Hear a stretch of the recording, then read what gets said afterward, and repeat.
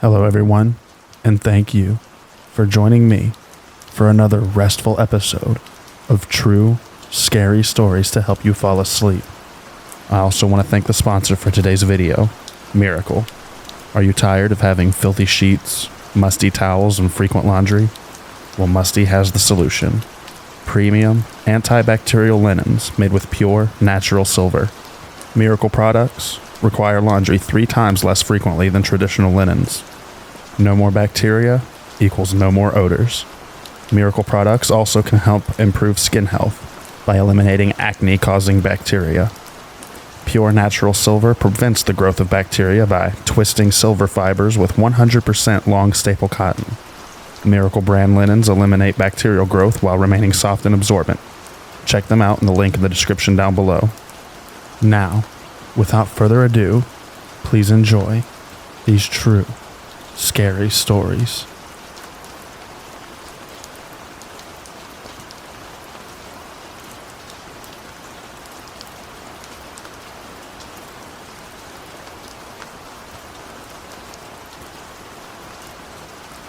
This happened when I was growing up around 2004 or 2005, when I was about 13 years old. It took place in a rural area, a good ways outside of Uvalde, Texas. The town itself was really small back then and not much to look at. It's just one of those towns that isn't really on the way to anywhere important.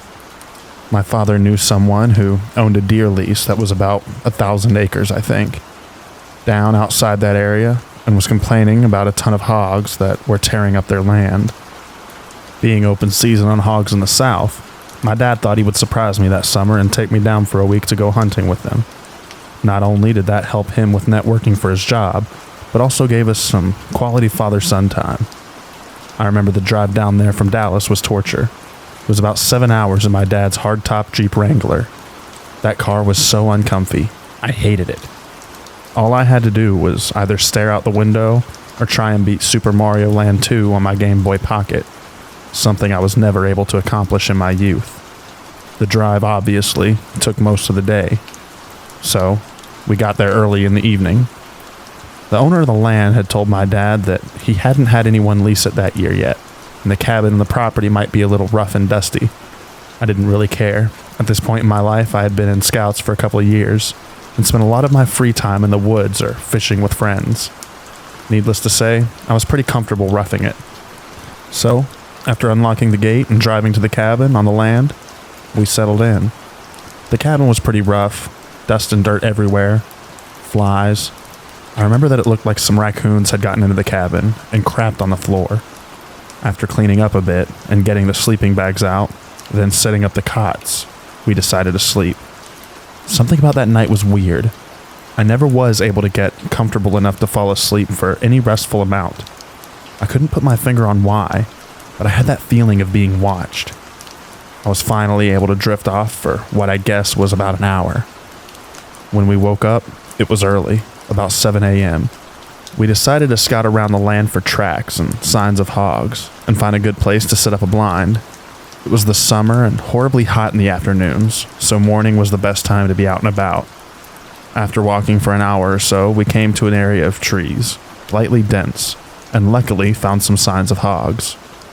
Typical torn up ground where they had been rooting, so we followed them into the trees. I was looking for more signs when my dad stopped me with his arm. I remember looking up and seeing someone standing about 50 yards away. Some of their body was blocked by the trees. This was private land, so they definitely weren't supposed to be there. We also had confirmation from the owner, before we got to the lease, that nobody was there. Not to mention, the gate was locked up when we first arrived. The person was wearing some bright-colored red jacket. We slowly walked towards them. My dad called out something like, "Hey, we're hunters. This is private land." The person didn't move at all, dead still. We were about 30 yards away and could see that he was turned away from us with his hands in his pockets. Weird thing was that the person was in a ski jacket and what looked to be ski pants. Now this is Texas in the summer. It was about 98 degrees outside by then. My dad called out again. No reaction. He told me to stay behind him and unsnap the clip to his pistol holster. That's all we had at the time since we were really only scouting the area. The rifles were back at the cabin. We approached the person's right side, and then my dad told me to stay about 20 yards away. I stayed and crouched down, watched him circle around to the front of the man, all the while talking, asking if he was okay. He finally passed around to the front of the man, and my dad stood straight up with a confused look on his face. I called out and said, "What's wrong?" He called back saying, "It's a mannequin." I walked over to it while my dad stood there, staring. And as I got closer, one thing stood out to me the most. The clothes it was wearing were brand new. No dust, sap, bird droppings, or signs of being outside for any more than a day at most. At that moment, I looked at my dad and could see him getting worried. Almost immediately after, I felt that feeling again, like we were being watched, and I knew that my dad felt it too. I wanted to start crying. I remember feeling suddenly so scared. My dad whispered, "We're leaving right now." He grabbed my hand and drew his pistol. He scanned the area the whole way back while I was trying to hold back panicked tears. We got back as fast as we could. I was terrified, so it felt like an eternity, but in reality, it was only about 45 minutes max. After returning, we packed up and beat feet. We drove back home that day and didn't talk much on the way back. I remember right after we left, my dad called his buddy, the owner of the land, and he was confused. He said that he would go check it out next week when he was in the area. He also said that he had never had an issue with people because his property was high fenced. My dad normally isn't a paranoid person, but me being young and the lease possibly having someone there we didn't know about, he decided to be cautious and just get out of there. After we got back home, we talked and my dad wasn't able to sleep the night before as well. He had the same feeling but didn't want to wake me up because he thought that I was sleeping too. Turns out that next week, he got a call from his buddy and he checked the whole property and never found any trace of anyone. No mannequin or anything. That story still makes my hair stand on end. No idea what that was, but the paranoid man in me thinks that it was some kind of trap or something. Not the creepiest thing that happened to me in the woods, but definitely top 3. And whoever was out there, I'm sure glad that we never met.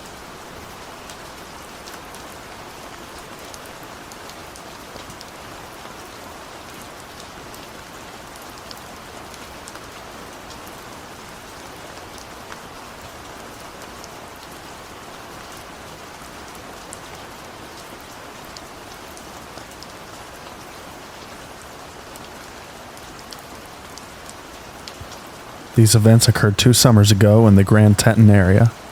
My boyfriend at the time, now husband, let's call him H, was an avid outdoorsman and also served in the military. I was an ecology major and wanted to spend more time outdoors, so he decided to take me on my first backpack, just the 2 of us. For those who aren't familiar, the Grand Tetons are well known for their wildlife, specifically grizzly bears. My only experience with bears up to this point was watching a little black bear cross the road from the safety of my car. Seeing grizzly country signs around every corner wasn't doing much to calm my nerves. The first incident. My boyfriend looked like Indiana Jones, machete hanging from his belt, large knives attached to each side of his backpack, bear spray strapped to his waist. You get the picture. The beginning of our 25-mile journey was all uphill. When in bear country, you're supposed to make noise as to not startle the wildlife by accidentally sneaking up on it. As you can imagine, going up a steep hill while carrying a 40-pound backpack makes it difficult to make conversation. We were an hour in and almost at the top of the ascent. I noticed that the woods had gone completely silent, save for the rushing stream that was to our left of the trail. Silent woods are never a good sign. This usually indicates predators nearby. At this point, I was in front of my boyfriend, and we were about to the crest of the hill. For the past 20 minutes, we had not said a word to each other, having been too tired to speak. We noticed the silence at the same time, and gave each other knowing glances. I came up over the top of the hill, and immediately I froze. Sitting not 10 feet in front of me, in the middle of the trail, was a grizzly bear. My husband wasn't aware yet, as he was behind me, so I did the first thing that I could think of. While still in my frozen stance, I managed to take my arm, and start flinging it wildly behind me, trying to get his attention. I was too terrified to speak. The bear went from sitting to all fours, not looking away from us once. My husband quickly swung me around so that I was behind him. He just started yelling. Being in the military, he knows how to yell. The grizzly wasn't quite fazed as it started to walk slowly towards us. At this point, I was on the verge of passing out from terror. The bear was about 5 feet in front of us when we heard a loud crack coming from the woods to our right. The bear heard it too, and he bolted towards the stream. A second crack boomed again, this time much closer than before. My husband said, "It's probably just some falling branches." But we both knew that wasn't the case. At this point, we were walking quickly up the trail in an attempt to create some distance from the grizzly and those strange noises. I felt the hairs on the back of my neck stand straight up, and at that same moment, my husband stopped moving in front of me. He turned around to look at me, and I turned to look behind me. To this day, we are not sure what we saw. Back where we were standing was a large, black-brown mass. It looked to be 3 times bigger than the already large grizzly that we had just seen a few moments before. Its back was facing us, and then it stood on its back legs. It looked similar to a bear, but something about the shape was just off. At this point, it was probably stupid to run away, but that is exactly what we did. We were aware of the heavy footsteps behind us, but neither of us looked back. Eventually, the footsteps faded. At this point, I was a mess. My husband was doing his best to console me. "Honey, this is extremely unusual. The bears usually stay away from humans. We're gonna be okay. I'm sure that won't happen again." That was enough to convince me to continue on the backpack. Not an hour later, though, we reached a clearing where we decided to take rest and eat a snack. About a minute after we sat down, I noticed bushes moving in a line towards the clearing, towards us. Out of the brush comes this adolescent grizzly, who looks just as spooked as I'm sure we did, but he came straight for us. My husband, being the crazy nut that he is, decided to charge back at the bear while screaming "bear spray" at the ready. That did the trick, and the bear ran off. All I could think was just my luck. But that wasn't even close to what happened the second night. The second night, before we began our backpack, we had to let the ranger station know which trail/route we planned to take. With this information, they usually send a ranger on horseback at some point during the backpack to check on you to make sure everything is okay. There were not many approved trails left for us to choose from, and it was just our luck that they were the most difficult. Apparently, over the 3 days that we were on those trails, we had been the sole hikers. We didn't see a single other person once we were en route. Anyhow, I guess we missed the ranger who came to check on us. We had been following hoof prints the entire second day, and we hadn't seen any the day before. I had some foot problems, so we spent valuable daylight trying to adjust my boots, laces, and socks to compensate for the pain. When we started on the trail again, we had maybe an hour or 2 of daylight left, and in the woods it gets dark fast. I was exhausted. It was now dark out, and my husband was the only one with a working headlamp, as mine wouldn't even turn on for some reason. We needed to find somewhere to set up camp, and we still needed to eat. It was freezing, and the wind was blowing. It was creating a howling sound as it rushed through the trees, which made it difficult to hear my husband, or discern any other sounds coming from the woods. After another hour of hiking through the dark, we found a clearing. Well, it was more like a bowl.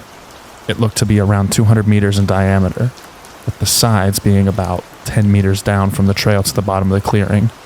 This place was strange. We both felt it, though he didn't tell me how freaked he was until after we had left. There was no moonlight, so all we had was the illumination from his headlamp, our small camp stove, and the flashlight that I fished from my backpack. Half of the trees were dead and fallen. Just in the bowl. Vegetation everywhere else was very dense. To help alleviate my anxiety, he started playing music out of his portable speaker. This didn't help much as it echoed off the trees, creating a dissonance of sounds. He also thought it would ward off any predators nearby. This is when we knew that our anxiousness wasn't paranoia. The silence was back. There hadn't been a single bird chirp since we arrived at the clearing. It also may have had to do with the obnoxious music, but because of our previous experience, we decided to turn off the music and head to the tent. Also, it was freezing. As soon as we were situated in our sleeping bags, we heard deep cracks and thuds echoing from beyond the tree line. Falling trees? There have been a lot of wildfires and very little rain this season. Thud. We both froze. That sound wasn't an echo. It came from inside the clearing. Definitely not a falling tree. Thud. It came from right outside our tent. We both stopped breathing. My husband's hand found mine and we clung to each other paralyzed. Something dragged across the outside of our tent, making an indent as it went along. It was thin, almost like a finger. "What is it?" I whispered, shaking. "I don't know. Shouldn't be a person. We're the only ones on this side of the mountain." I was trying my hardest to stifle the sobs, trying to listen to what was outside. I could hear footsteps, but couldn't decipher what it was. The steps stopped, and then the whole side of the tent was slowly pushed inwards. At this point, whatever was outside knew we were inside, so I shined my flashlight at the side of the tent. What I saw made my blood run cold. It was the shape of a human face pressed into the tent wall. I could make out the nose and an open mouth. Each time they breathed, it made the tent around their mouth billow in and out. My husband said "fuck that" and pulled a Glock from his sleeping bag. He cocked it and the sound shattered the silence. The face pulled back and we heard fast footsteps heading towards the edge of the clearing. We didn't leave the tent until the sun was shining the next morning. The first thing we noticed was the smell of urine. We came out of the tent and looked around. Whoever it was had peed on our coals we had left in the fire, leaving a distinguishing stench of evaporated pee. Footprints surrounded our tent, circling around multiple times. Muddy handprints decorated the outside of our tent. We think it was mud anyway. The takeaway: wildlife is not the most dangerous thing in the backcountry.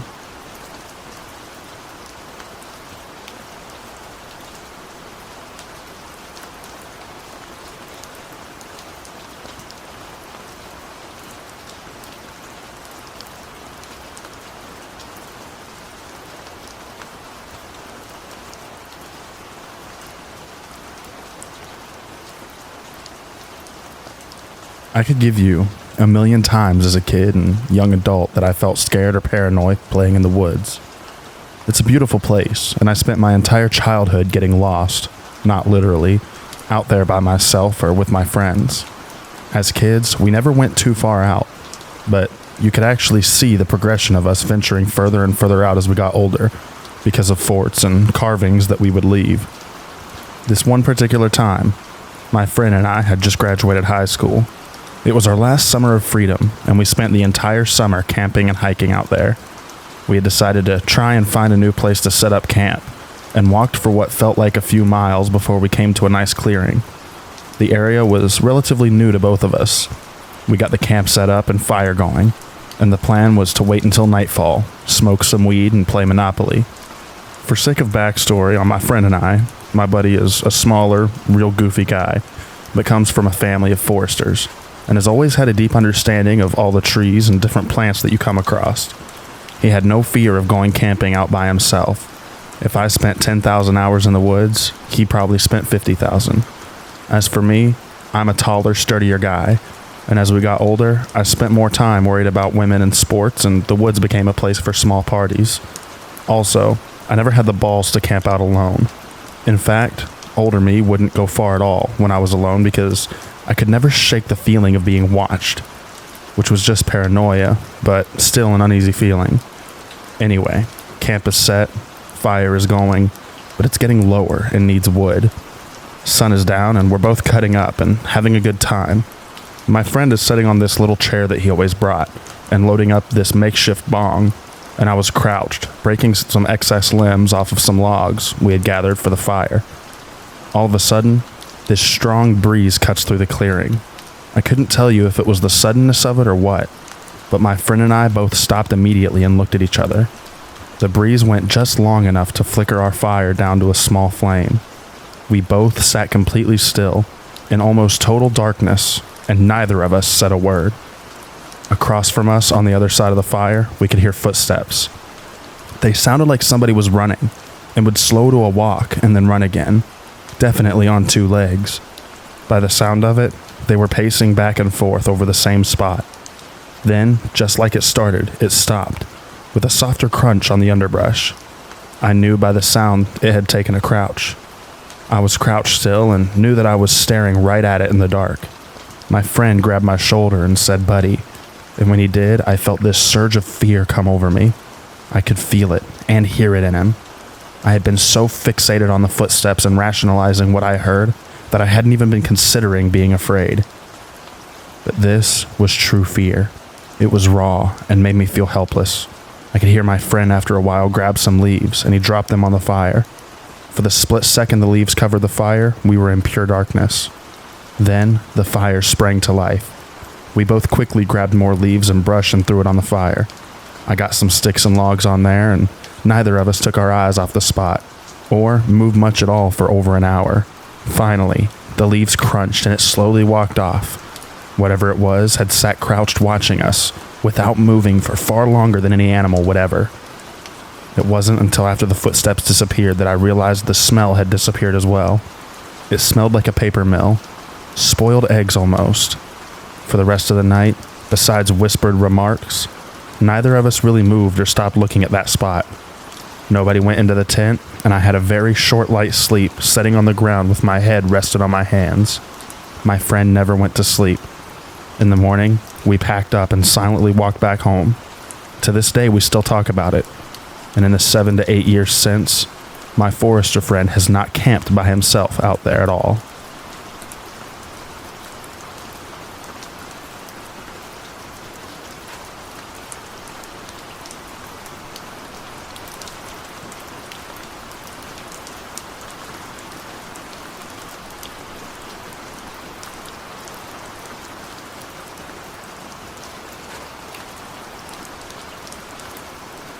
I used to work on the north slope of Alaska in the oil industry.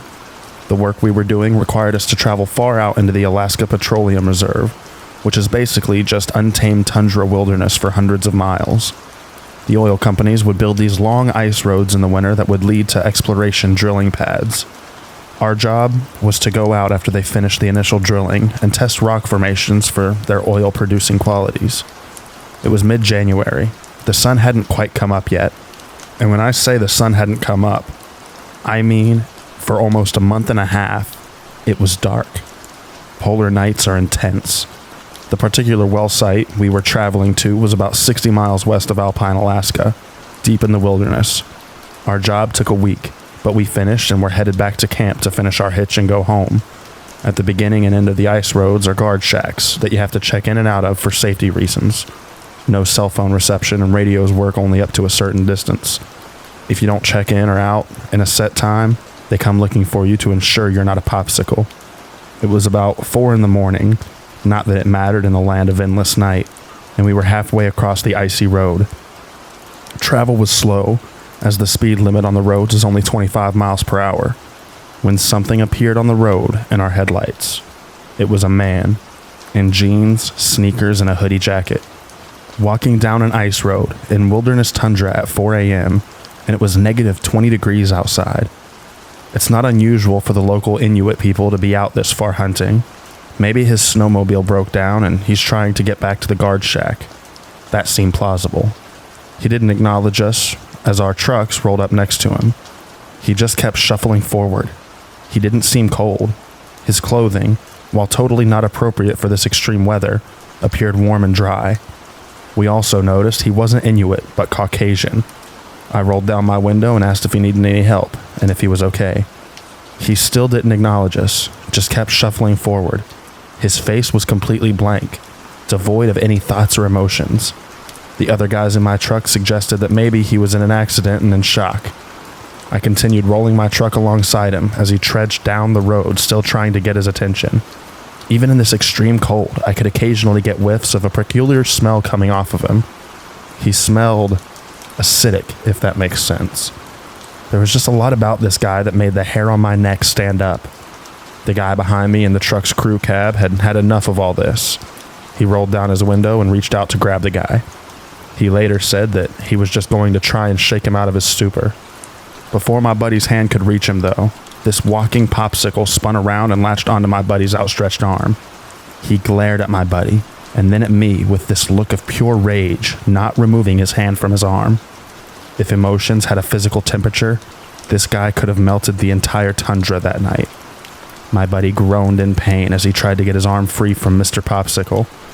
At that moment, this guy starts screaming in our faces. There was so much hate and rage and anger in that scream. It was absolutely terrifying. I slammed on the gas and spun out on the ice for a second before the wheels caught and launched us forward.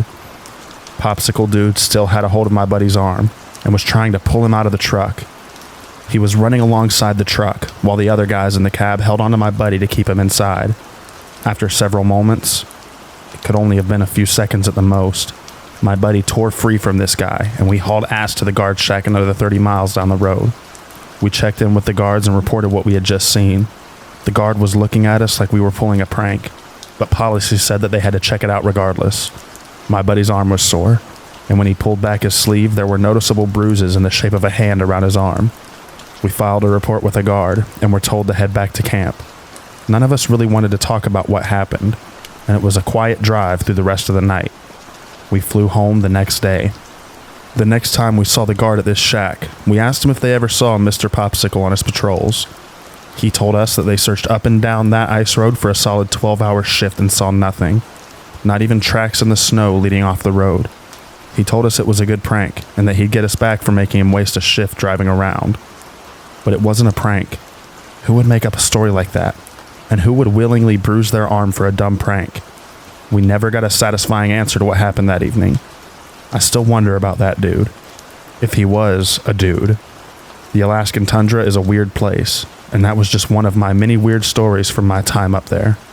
I'll work to write down more of my experiences and share them to the appropriate subreddits.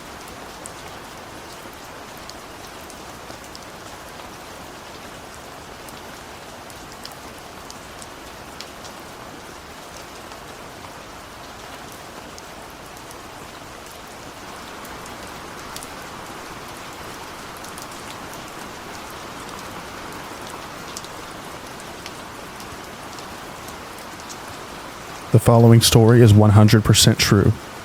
The years listed, 1987 to 2012, are the estimated dates that this story roamed free from me. It was the only time in my entire life that I ever questioned my own sanity and/or my own perceptions. I ask that you read this story in full, as this is one of those very few cases where there is actually an ending to the story. I am writing this today because I believe this story is one we can learn from. Location: mid-sized city, located roughly 2.5 hours southwest of Chicago. The town sits right on the Mississippi River, bordering the state of Iowa. The lady in the woods was sighted at a small park, smack dab in the middle of town. The park is surrounded by roughly 4 to 5 acres of timber. Sometime in roughly 1993 or 1994 was the first time that I heard about the lady in the woods. I was in 5th grade, hanging out with some other boys on the grade school grounds. The story is your typical ghost story at Mel Park, our local hangout just blocks away. A child went missing after the sighting of a ghost. More specifically, the ghost of a woman dressed all in white. They didn't know the name of the child, but claimed it happened in 1987. Another boy chimed in. There was also an adult who went missing, the night after a sighting of this same ghost a few years later. In both cases, the sightings happened after the park closed, well after midnight. The park is nestled between 2 neighborhoods, and there have been reports of people who have moved out of their homes after seeing the woman drift through the woods. There were other stories I heard in the years after that included witchcraft, Satan worshiping, kidnapping, murder, and the occult. The story gained more momentum when another boy in our class, a few months later, found a pentagram spray painted on a tree on a path near the park. We actually rode our bikes out to see it. It was definitely there, crudely painted in what looked like a real hurry. It was one of those things where there was really no way to know if the pentagram was part of the story, or if it was just put there because of the story. When you're in 5th grade, you rarely stop to think these things through. You only see what's in front of you, and what I was seeing creeped me out. May 1995. A friend of ours named Michael lived only a block away from Mel Park. His parents decided to allow him to have a sleepover for his birthday party. He invited 10 of us boys to stay the night, just doing what boys do. God bless those parents, by the way. That night, you can imagine where this thing headed. Michael knew all about the Mel Park ghost stories. He lived the closest of all of us and had a neighbor who gave him all kinds of crazy information, or so he claimed. He rehashed a lot of the stories we had already heard, and even added a few others. After some time, and as the clock made its way near 1 a.m., it finally happened. One of the boys suggested that we sneak out, see if we could find this lady ghost. So that's exactly what we did. We all made it outside, quiet enough, and made our way to Mel Park. Once we made it to Mel Park, we broke up into groups. A few walked on to the overgrown Little League baseball field. A few headed towards the playground equipment, near the only streetlight in the park. And then myself and another stayed in the parking lot nearest to Michael's house. We were the skittish ones. I wish I could just give you all kinds of cool things that we did, but in real life, it's not really that cool. Essentially, we just kind of walked around, looking, waiting. Really, we had only been there maybe 15 to 20 minutes when it happened. I kid you not, just like the story, within minutes of us showing up, it was like a Lifetime movie. There she was, in the woods to my north. I see what looks like a pale white woman, white hair, white flowing clothes, and white pants. In the night, she looked to glow. It was literally the perfect example of what you would think of when you see a ghost. I have never been so scared in my entire life. To this day, it is still the most terrifying moment that I have ever had. Everyone saw her, all 10 of us. She stuck out like a sore thumb. We jetted. I mean, we ran faster than any of us had ever ran before. All of us completely silent, moving at our fastest rate towards Michael's home and safety. I could embellish here and tell you that she chased us, or made a move towards us. I could make it out like her head split in half and bees came flying out. But none of that happened. In fact, she was facing a different way entirely. I don't believe the ghost lady even knew we were there. She looked as if she was simply peering deeper into the woods, as opposed to staring out at us frightened little boys running away terrified. And that was that. We all made it back to safety. We spend the rest of the night worried this ghost lady is going to show up and kidnap us. She never showed. We return to school and the Lady of the Woods becomes legend. All of us share the story. All of us back each other up. We even told one of our teachers. She politely listened and then changed the subject. It was the coolest, most terrifying thing that had ever happened to us. We had one of the best campfire ghost stories in history. So time passes like it always does. We move on from grade school to junior high, then to graduating high school. Once we got a little older, the story took a back seat to girls and just living life. I wouldn't say the story died. I know we still spoke of it in passing. I know the story continued on in the grade school, at least for a short time after we left. One of the 10 boys from the birthday party died of suicide shortly after high school, and it took everything in me not to blame this ghost story on that situation. Disclaimer, I don't believe that the two are related. We all moved on to college. I lose touch with all but one of the 10, though a few I have on Facebook. 2010. After coming home from college and struggling to find my way in life, I finally start to get my act together. I find a full-time job, married my now wife, got a dog, and even had a couple of kids. Eventually, we purchased our first home, which so happens to be just blocks away from my childhood house. I end up in a little tiny house 2 streets over from Mel Park. After those floating years, I end up back where it all started. On my days off, I walk my dog in the very park where the Lady of the Woods scared me almost to death. This is where you really start to question yourself and your senses.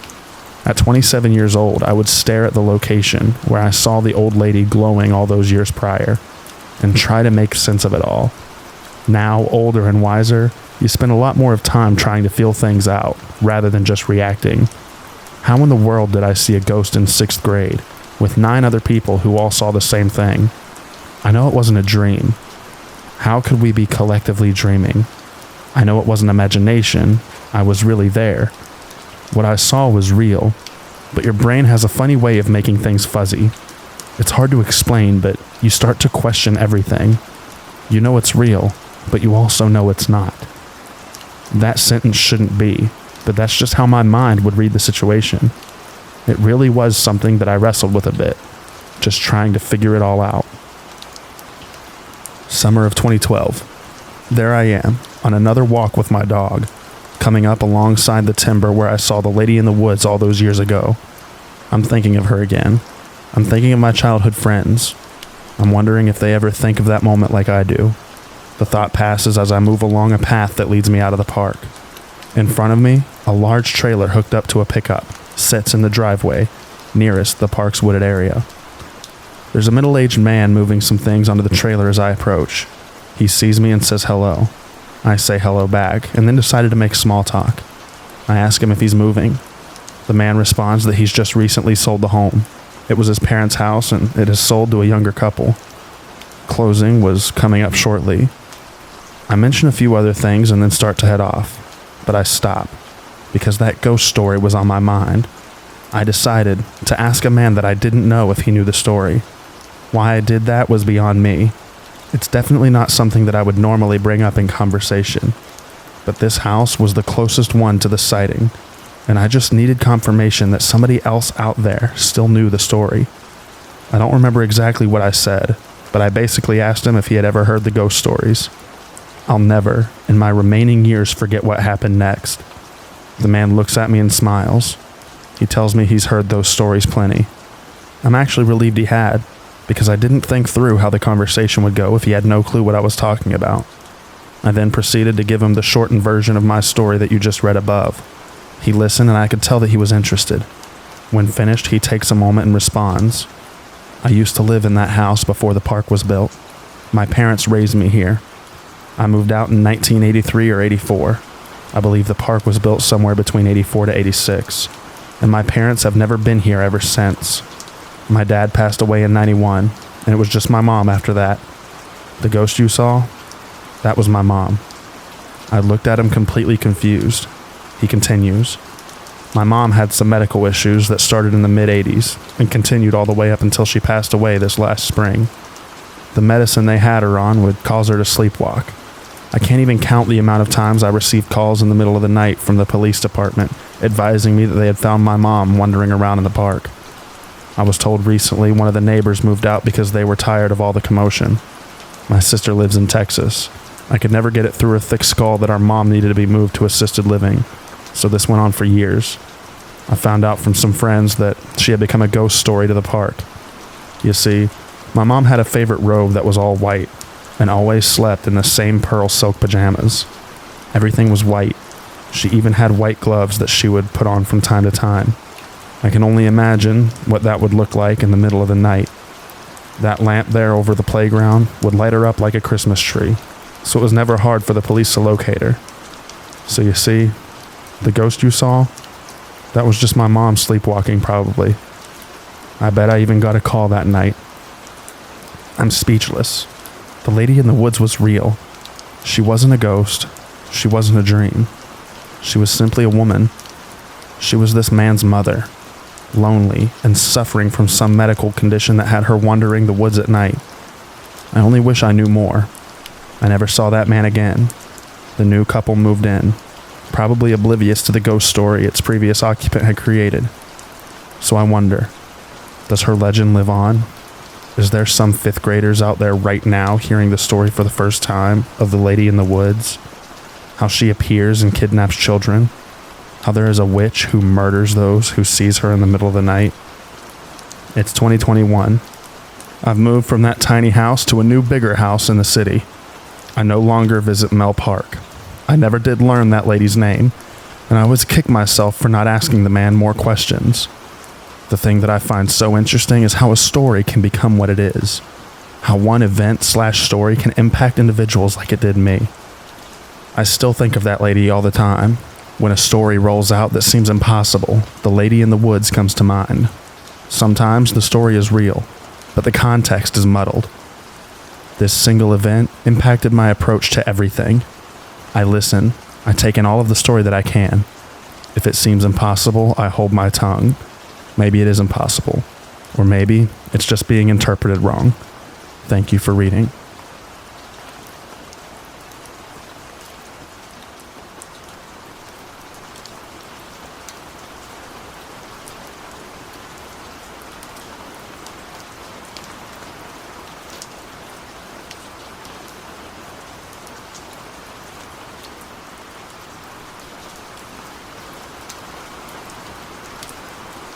I am a 17-year-old guy currently living in Phoenix, Arizona. This incident took place around 6 months ago on an overnight camping trip into the Superstition Mountains, which are about an hour drive east of Phoenix. I'm not going to specify the exact trail, because I've been doing this stuff long enough to realize what happens when you post stuff on the internet. Whether it's a good trail, abandoned mine, ghosts, or whatever it may be, people come flocking, and usually with a lot of trash and loud music. Anyway, this particular trail I was taking was an 8-mile loop through a canyon. Pretty simple in and out overnight trip. I had planned to go with my friend, but a last-minute cancel on his part left me on my own. So, with a packed bag and car ready to go, I decided to go on my own. Not leaving the house on time and some trouble navigating through forest roads, I didn't arrive to the trailhead until around 5:45, which for those of you who don't backpack, is a very big no-no. I had about a 4-mile hike until I arrived at my planned camping spot, and it was getting dark fast, so I figured if I moved quick enough, I could still get at least 2 to 3 miles in before I had to find a spot. The strategy left me hiking a very dark trail on my own, with about 15 miles of dirt road between me and anyone else. Hiking in the dark by itself is scary, especially for where I was and being on my own. Eventually, it got so dark that I could only see where my headlamp was pointing, and that's when I figured I needed to stop and get my camp set up. With only using the headlamp as my light source and trying to move fast, I ended up in a less than ideal spot. But there were some burnt pieces of wood and the remains of a fire circle, so it looked like people had been there before, but definitely not recently. My first priority was to get a fire going. I scanned the area around me and was able to find some dry wood, and I got the fire going. I got my tarp set up and cracked open a can of chili mac I had brought for myself and was very much looking forward to eating. I was feeling good. My camp was set up and my food was on the fire. The feeling of uneasiness from the hike had almost gone away, but it was still there. It's just a side effect of camping alone in remote areas. To fully understand what happened, I have to explain to you how my camp was set up. The site I had picked was a small clearing surrounded by large pine trees with the trail about 30 feet to my left. When you're in the woods and have a fire going, the fire casts a circle of light around it, and everything on the edge of that circle and past it are pitch black. I was sitting on the ground near my fire eating my dinner when a small rock about the size of a marble was thrown into my camp. I looked at the tiny rock in shock, as I was positive that I was the only person on this trail that night. I immediately turned my light on and towards the area where I'd seen the rock come from, but due to the density of the pines and brush, I could only see about 10 feet. I spent the next 15 minutes in disbelief as I scanned the tree line that surrounded me, searching for whatever or whoever had thrown the rock, not daring to stray too far from my fire that in hindsight offered me a false sense of security. After sitting back down and spending the rest of my time on high alert, I was able to convince myself that I had somehow kicked the rock or had fallen from a tree. I went to sleep that night, not expecting the pure terror that was about to unfold. I woke to the sound of rustling leaves, barely audible if you weren't listening for them, but they were there. Still in a sleepy daze, I listened as the rustling of leaves got harder to hear as I assumed they were moving away from me. I went to grab my handheld flashlight that I had left next to me when I had fallen asleep, but the more I looked, the more scared I got as I came to the realization that it was no longer there. I stood up in my sleeping bag and ducked out of my tarp and looked around. I was able to see a light off in the woods. I couldn't have been more than 15 feet away. It was my flashlight, laying on the ground in a pile of leaves. This is one of the few moments in my life where I've almost shit my pants. The flashlight that I had left sitting right next to me when I had fallen asleep a few hours ago was now 15 feet away from me, past the tree line in the woods. I hurriedly slipped my boots on, clutching my knife in my other hand and keeping my head on a swivel. I weighed my options: stay here and wait out the night, or attempt the 3-mile hike back to the car in the dark. I figured that whatever or whoever was out here with me was definitely going to have a better advantage if I was out on the trail without a light. So I decided to stay at the camp and wait out the night there. Eventually it came back. I could hear it walking through the woods. It was far off, but I could hear it. It sounded like someone leisurely walking by, like they were on a stroll without a care in the world. Sometimes it would walk too far away and I would lose the sound of its steps. But then an hour later, maybe 2, it would return, still faint as ever. This went on for about 3 or 4 hours, until I listened to the steps get closer and closer until they were about 7 feet away from me. At this point, the fire had gotten very small as I had run out of wood in my pile. The footsteps stopped, and everything went totally silent. I sat there, still, for 2 hours, clutching a knife in my hand, and prayed that I wouldn't hear anything else. I stayed like that until the sun cast enough light that I could see that I was alone in my campsite. I packed the things and speed walked the 3 miles back down the trail that I had taken. I arrived at the empty dirt road where my car was parked and nearly sprinted to it as I unlocked my Subaru, jumped in, and drove and didn't stop until I had put at least 20 miles between me and that place. I stopped at a gas station in Apache Junction to buy a Red Bull, but mostly just to see and or talk to another person. As I exited the store, I was able to read what was written in the dust on the back window of my car. Sleep well. A lot of weird things have happened to me on my various adventures through Arizona, but this is the weirdest and scariest by far, so I thought I'd share it. There is a seriously deranged person living in the Superstition Mountains. Do yourself a favor and stay as far away from those mountains as you possibly can.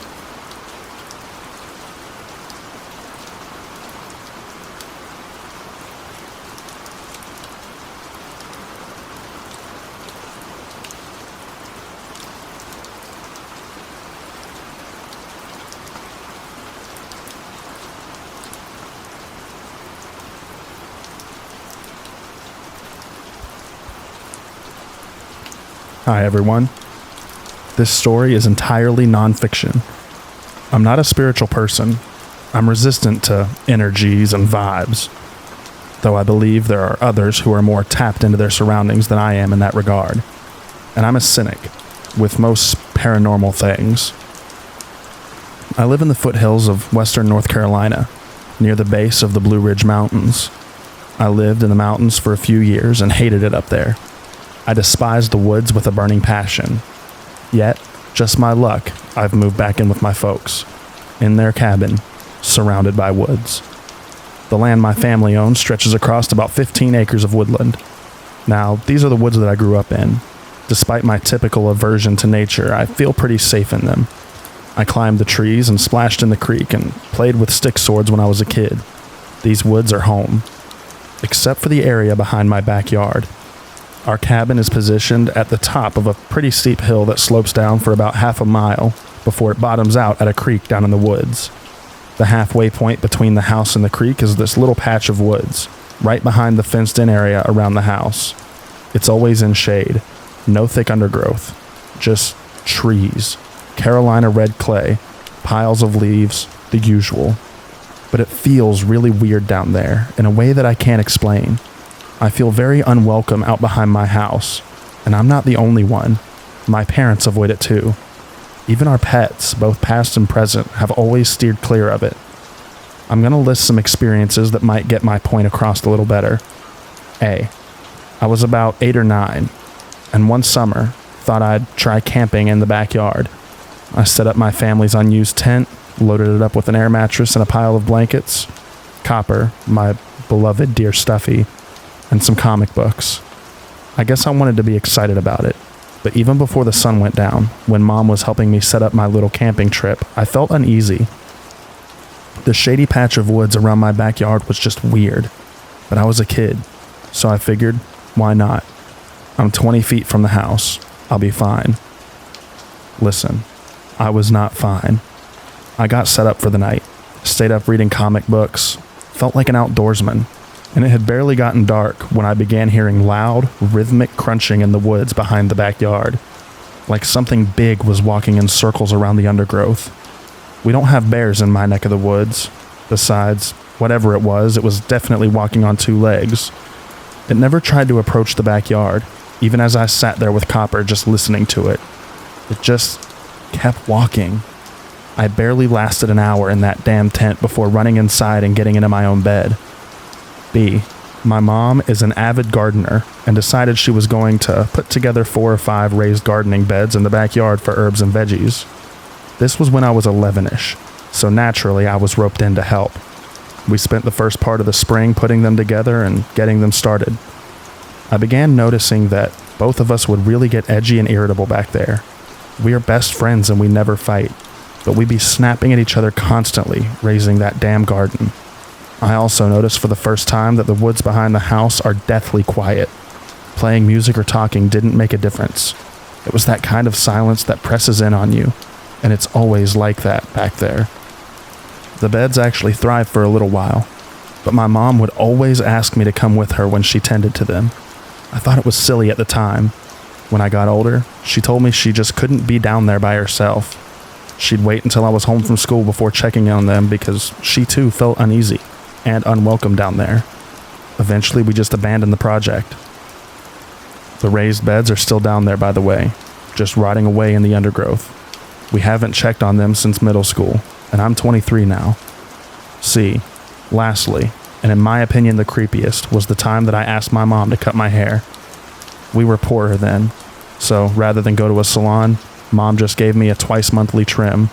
It was late spring and warm, so she suggested we cut it in the backyard for easier cleanup. I was maybe 13 or 14 at this point, so we ventured down. I brought a stool and sat diligently while she cut my hair. Side note, my mom has always cut my hair, so she's very good at it. She doesn't make mistakes. This is important. As she worked and we talked, I noticed that old familiar feeling of unease. We were not welcome back there. The trees stood still and shadowy despite the brilliant sunny day, and I remember that it was cold, very cold. Mom finished up my haircut and I shook off the extra debris to let her admire her handiwork. She stepped around in front of me, angled my head this way and that, said it looked good. 3 things happened in very quick succession. First, I felt this squeeze of pressure on my lungs, like I couldn't breathe. It was such a weird sensation that I just froze. All of the uneasiness of the atmosphere pressed in on me all at once. Second, my mom got this weird, vacant look on her face. I remember her smile fading and her eyes going a little glassy, like she was lost in thought. And then, she reached out with the scissors, still making this empty expression, and snipped a deep cut into the skin right over my left eye. I freaked out, jumped down off the stool and backed away. At the same time, she also seemed to gather herself again, and she was almost in tears. She apologized over and over again, not even bothering to take anything with us as we ran back up to the house to treat the cut and stop the bleeding. I still have a little scar there, and she's never forgiven herself for it. There wasn't even any hair hanging over that eye either. I had a pixie cut at the time. So yeah, a few of the many weird experiences that make me avoid the backyard now. I haven't even been down there in 7 or 8 years, but now that I'm living here again, I just sometimes look into the backyard and feel that weird shudder of apprehension. What's the deal? Why don't we feel welcome in a 50 square foot patch of land that we own? Why is it so dark and quiet all the time? I have no idea, but my parents and I just work around it and pretend that it isn't there.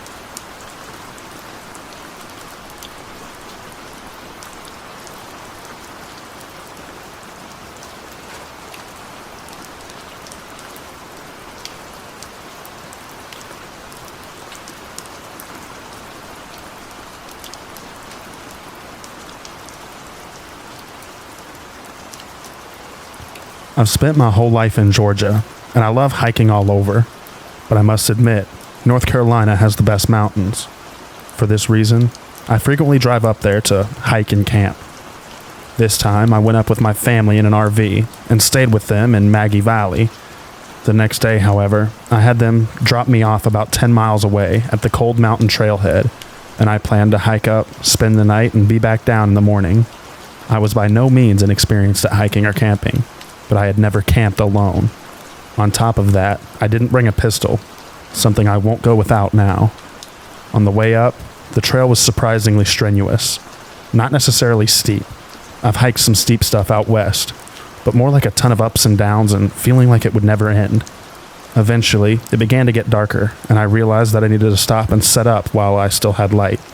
So I stopped about half a mile short of the summit and figured that I would continue in the morning.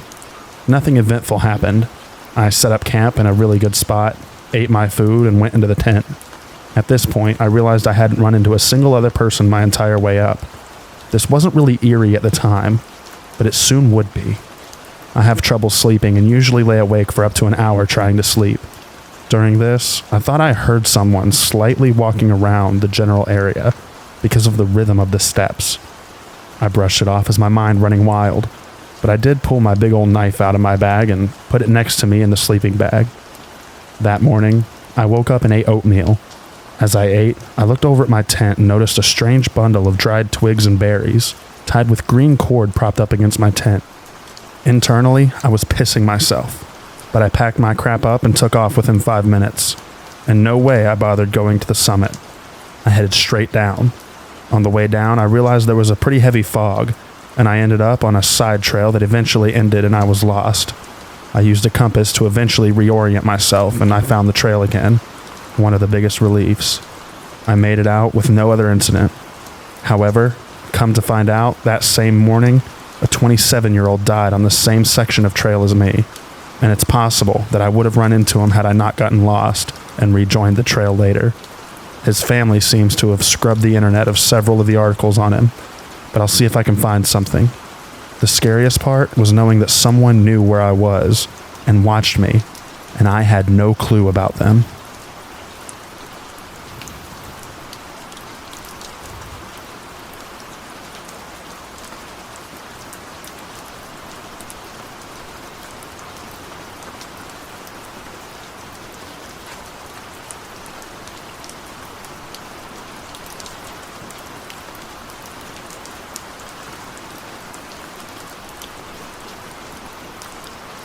So this happened last year in Virginia, and is also the reason that I never backpack alone anymore.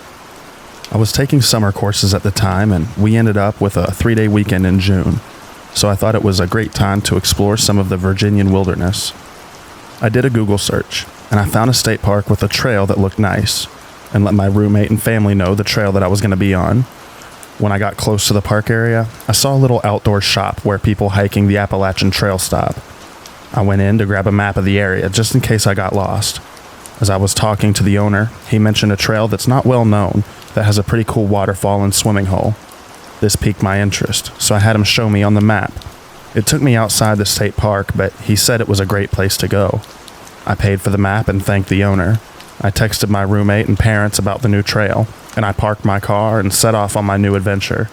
I should note that the waterfall was going to be a side trip from my journey. I was planning 3 days and 2 nights. I started on part of the Appalachian Trail, and it was pretty packed with people, and some of them were really fun to talk to. As expected, as I got further and further from the main trails, I saw less and less people. Around early afternoon, 3 miles from my destination, I noticed it was unnaturally silent. No birds, no bugs, not even wind, and I had a feeling of being watched. I shook it off as me overanalyzing the situation. I got to the waterfall, and it wasn't too spectacular, but it was cool to look at. Plus, it had a good size area to swim in, so naturally, I stripped down to my skivvies and took a dip. It was pretty refreshing. As I was just getting back my clothes on, I started whistling to myself. It was Chill Bill because it was stuck in my head. That's when I heard something whistle the same tune back. I thought it was a bird copying me, so I went back and forth with it, and it'll repeat whatever I whistled. I thought it was pretty neat. As I was setting up camp, I couldn't shake this feeling that I was being watched again. Like, I'd get goosebumps and my hairs would stand up. As night fell, I built a small fire and lit my jet boil to make dinner. As I did this, I became super hyper aware that, again, there was no sound, just deafening silence. Some part of my brain was telling me that I'm not safe and I needed to leave. I ignored it and crawled into my tent with my flashlight and book. I went to sleep without incident. When I woke up the next morning, my site was trashed. My camp stool was nowhere to be found. My bear bag with my food was cut down, and the contents were thrown across the site. My first thought was a crafty animal chewed through the rope and got at the bag, but I looked at the rope and it was cut with something very sharp. Plus, none of the food was even touched. I also noticed bare footprints all around my campsite. Keep in mind, I'm at least 6 to 8 miles from a road. As I was looking at the mess, I heard a branch snap off in the distance. I turned to look in that direction. I saw nothing, but I heard that whistling again. My whistle from yesterday, but it was different. It sounded more sinister. It made my hair stand on end, and this was when I listened to my instincts to get the hell out of there. It sounded like it was a little off in the distance, so I packed up my camp as fast as I could. The whistling got closer as I finished stuffing the tent into my bag. I didn't bother with putting anything away properly. The whistling was incessant and sounded like it was coming from all directions. I got fed up with the whistling. I stood up and I yelled into the woods, "Shut up, and what the fuck do you want?" It stopped whistling and it was quiet for a moment. Then it repeated what I said in my voice. It sounded just like me, but distorted, like it came from an old TV. After I heard this, I immediately threw my pack on and ran in the direction that I came from. I heard it moving just behind me, fast, switching between the whistle and my voice. It felt like it was toying with me, not coming too close, but not getting too far away either. Eventually, it sounded like it got further and further away from me. Then it stopped suddenly. When it stopped, I stopped and turned around. I wished I didn't, because I heard the most bone-chilling screech ever coming from right next to me. That's when I started running again. I didn't look. I only ran. Less than half a mile, I ran into a couple of people that were also backpacking. They saw the look of terror in my face and asked me if that was me that screamed and asked if I was okay. I told them about what happened, and they decided not to go down where I just came from. We moved to a more populated trail as quickly as we could. As soon as I got back in my car, I drove to one of the park rangers' stations and reported what happened. Since the site was off park grounds, they told me it wasn't in their jurisdiction, but that they would send a ranger to investigate.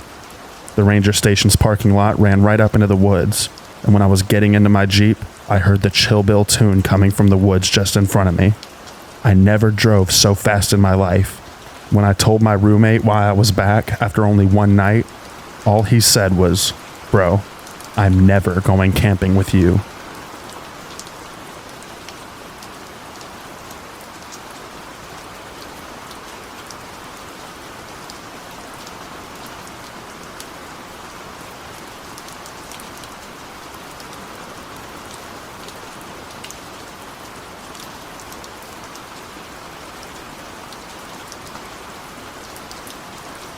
I went to a summer camp in a rural part of New Jersey back in the mid-1990s. The camp was situated on a long, narrow, man-made lake. One end of the lake was reserved for swimming, which we'd do as a group activity every other day or so. The swimming area had one long dock stretching straight out into the water, and two square floating docks further out. One of the two floating docks was a bit far away, and although I've spent a few summers at this camp at the time of this incident, I had never seen anyone use the second dock. One day, our group of about a dozen 11-year-olds got the bright idea that we were going to swim out to the faraway dock.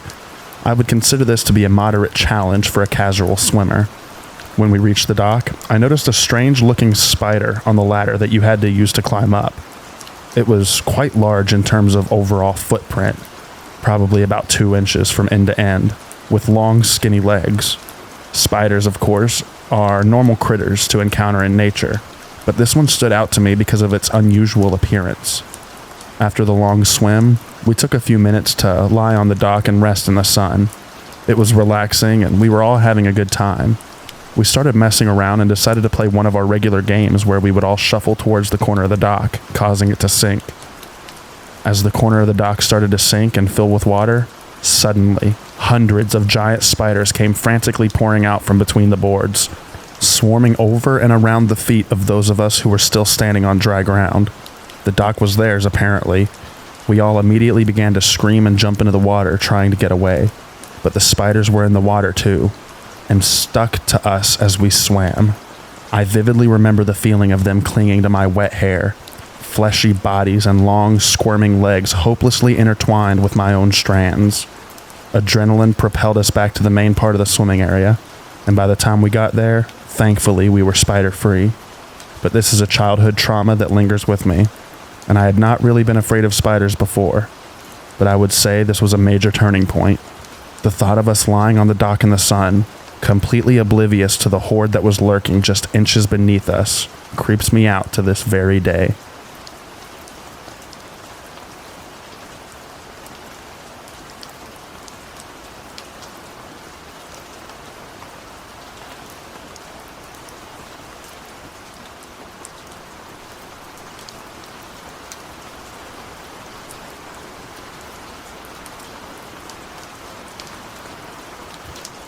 This is a story that my mother and aunts told me when I was in high school.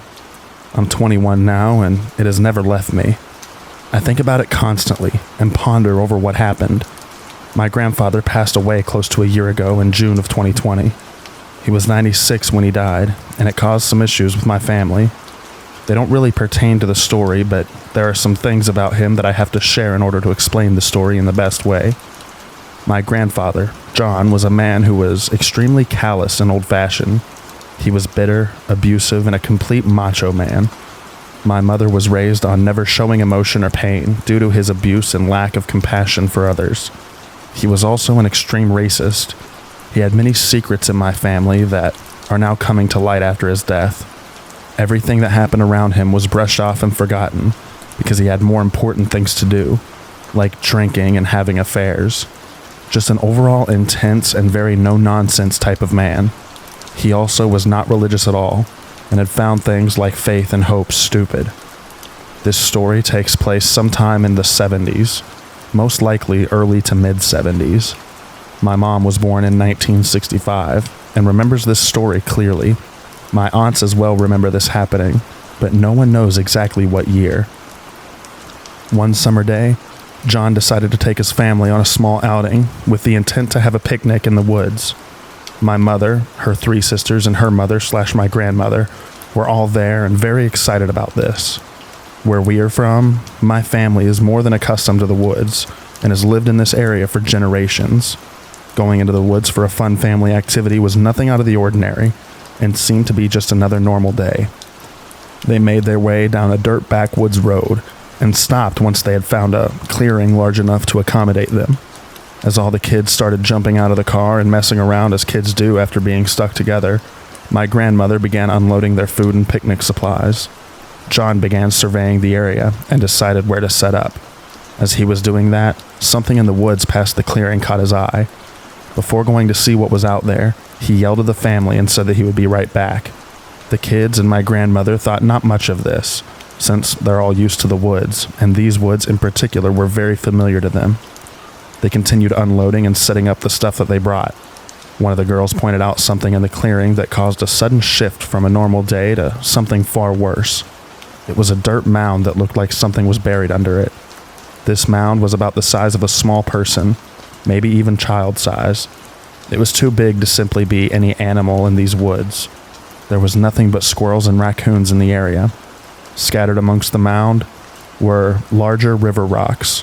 There was no pattern, but they were definitely placed on the mound intentionally. Also, the dirt seemed to be fresh, as though it was just buried. It was loose and slightly darker than the area around it. The mood immediately shifted from an average day in the woods to something much darker. My grandmother became concerned and told the girls to stay away from it. She was clearly upset and worried about it, but did her best to ignore it. The girls, all being children, didn't have the same amount of worry and continued playing while just avoiding the mound. They tried to return to their picnic, and the girls were already chasing each other in circles again. It was supposed to be a joyous, sunny day, and my grandmother wanted to keep it that way. Things seemed to return to normal for a beat. The trees around them created a wall of dense foliage, blocking their view from anything inside the forest. One of the girls again took notice of something strange. It was clear immediately what it was. Along one of the long branches of the tree hung a noose. It was tied with rope and hung high above their heads. A lump of dirt can be explained away by nature, but someone had to have placed the noose there. My grandmother stopped dead in her tracks when she first saw it. Something was wrong. Very, very wrong. They couldn't just pack up and leave. John was still out in the woods. Even children can recognize a noose as a symbol of death. The children started to become very anxious. Whatever innocence was keeping them from worrying about the mound had completely vanished. My grandmother, the resilient woman she is, soothed her children and told them it was just left there by deer hunters. But she knew in her heart that they needed to leave. No deer hunter would hang a deer and then bury it. At least no sane deer hunter. It wasn't until they started hearing something in the woods that they began to really panic. My grandmother, as well as all the children, began hearing a rhythmic chanting from deep in the woods. It sounded as though there was a group of people, all singing in deep voices to the beat of a drum. It went in a quick bum, bum, bum pattern. 3 steady beats followed by a pause. Then it would repeat. It sounded far away, but immediately fear began to take hold on each of them. They each listened and gathered together. As the seconds passed, it began to increase in volume. It was getting not just louder, but closer. What started out as a distant echo soon began to engulf the entire clearing. My grandmother was terrified and wanted so desperately to leave, but John had yet to return. They waited, fear-ridden, as the sound began to fill their chests. It felt like they were at a concert as the deep bass began to vibrate in their chest. It was everywhere and constant, as though the sound was being made by the trees themselves, surrounding the family in every direction.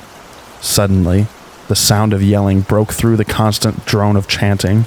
John's voice was yelling out to them from the trees. "Go," he yelled. "Get in the car." He came running out of the woods, yelling that they needed to leave.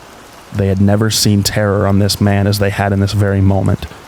He was a man afraid of nothing, unbothered by the world around him. This was the most emotion any of them had ever seen from him.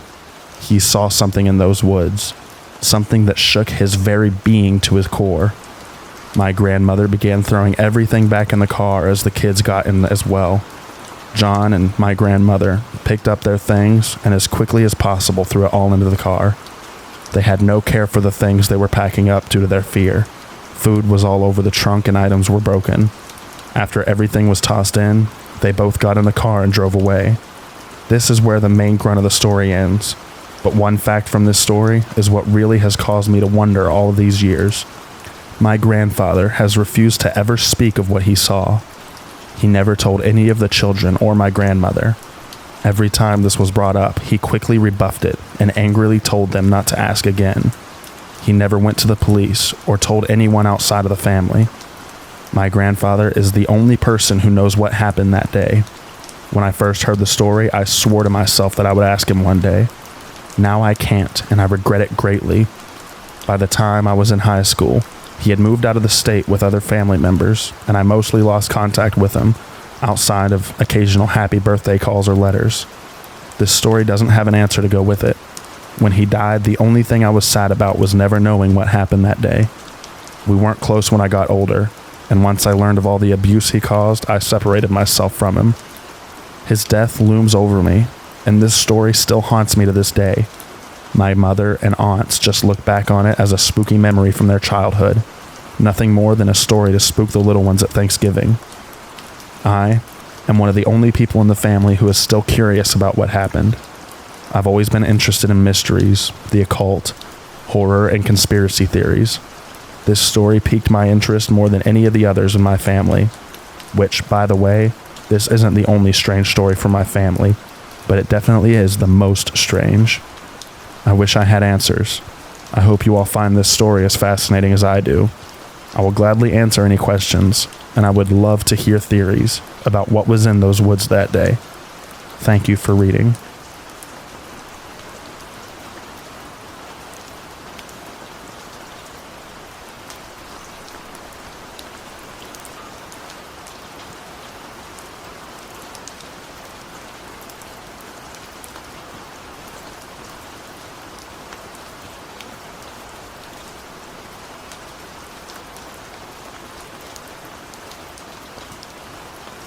Back around 2004 or 2005, I was leaving a buddy's house headed home. He lived on Lake Ariel in Wayne County.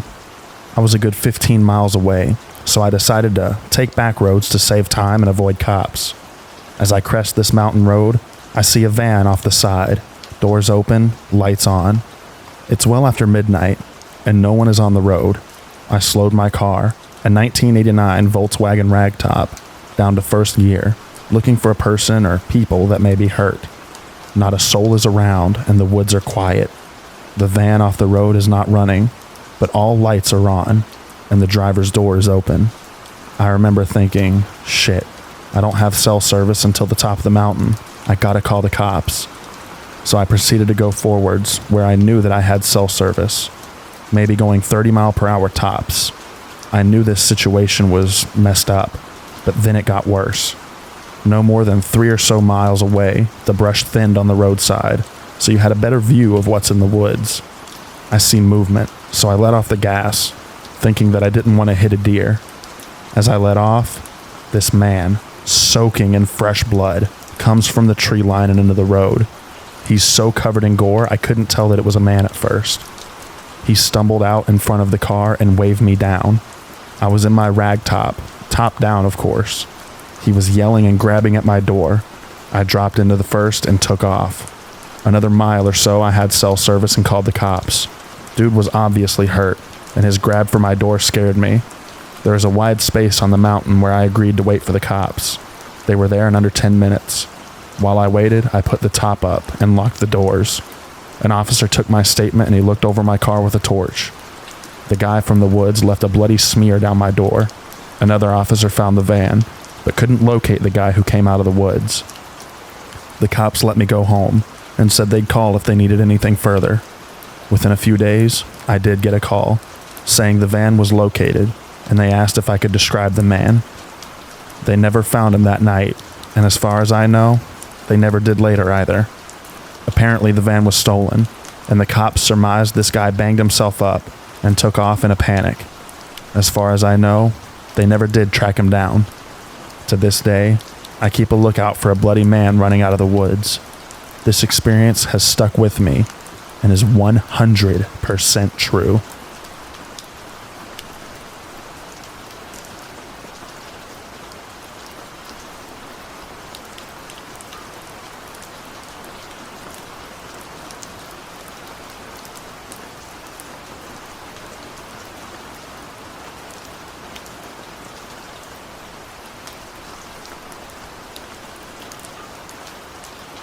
This is a real experience that happened to me when I was around 10, camping with my family at a provincial park in Newfoundland, Canada, in the mid-1980s.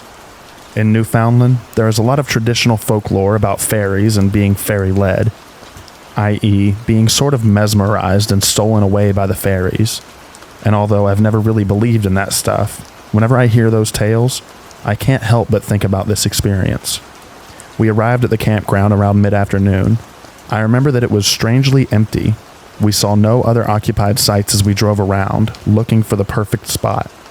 We picked our site, and as my parents were setting up, my older sister asked if she and I could go check out the little beach area, which was a shortish walk along a clearly marked downhill path through some birch woods. Our mom said yes, but told us to be back in 2 hours. We found the sign pointing us to the beach trail and headed down the path. Almost as soon as we were out of sight of the campground, things started to feel off. It was weirdly quiet, with a sort of muffled feeling. No birds calling, no breeze, just a thick, velvety silence. I also noticed that there were strange-looking ferns growing thickly along the path all around us. Ferns are not an unusual sight in the Newfoundland woods, but these were different from the ones that I'd seen before. They were bright, almost luminous green, and very, very large. Some were as tall as I was. I couldn't shake the feeling that there were people or animals hiding in them, watching us pass by. Although it had been a lovely clear day, the weather started to change as we walked.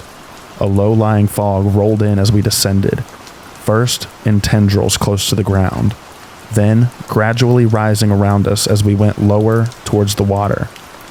Even living in Newfoundland, I'd never walked into a fog like that before, and it did nothing to relieve that eerie feeling that I was trying to ignore. Finally, we arrived at a steep set of wooden stairs, and following them we emerged onto a small, foggy beach. With the woods behind and above us, it felt very closed in, and I started wishing that we were safely back with our parents at our campsite. My sister made a small noise behind me, and I turned to see what had caught her attention. Although I'd thought we were alone, I now noticed that there was a man several meters away, standing very still and gazing silently out over the water. My sister called out a friendly hello. It was Newfoundland in the 80s, people did that sort of thing. But he didn't move or appear to hear her at all. After a minute or two, I started to feel nervous, so I talked my sister into heading back to our campsite. This is where things get a bit fuzzy. I don't remember leaving the beach, but the next thing I knew, we were on a wide, unfamiliar dirt road. It seemed like no time had passed, but I was tired and my legs and feet felt like I had been walking for a long time. The sun was also pretty low in the sky, which was strange because I thought we'd been gone for less than an hour. I felt disoriented and had no idea where we were, and I started to panic a bit, thinking that we were lost. My sister immediately went into protective older sibling mode, saying not to worry because she was pretty sure she knew the way back. We headed off down the road in the direction she suggested, and walked for about 45 minutes or so until we finally emerged at the campground, not far from our campsite. It was now almost completely dark, and we ran into our trailer to find our dad was worriedly asking where we had been.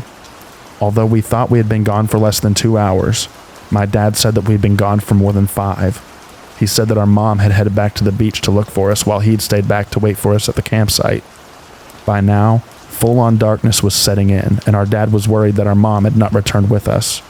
As he prepared to go out looking for her, she burst in the door, frantically saying that she'd run up and down the hill and trail multiple times and hadn't found us. She was amazed when she saw us. The only way to access that beach, aside from cutting through steep, thick woods, was to take that trail, and we had not passed her. Once we'd all calmed down, we ate dinner and headed to bed.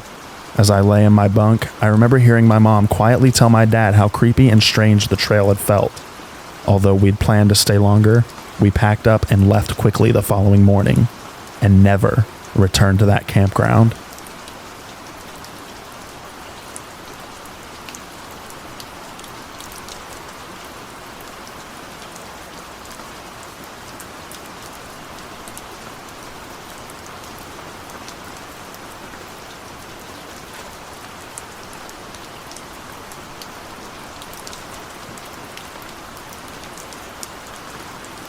Growing up, I was fortunate enough to live right at the edge of a very large nature preserve.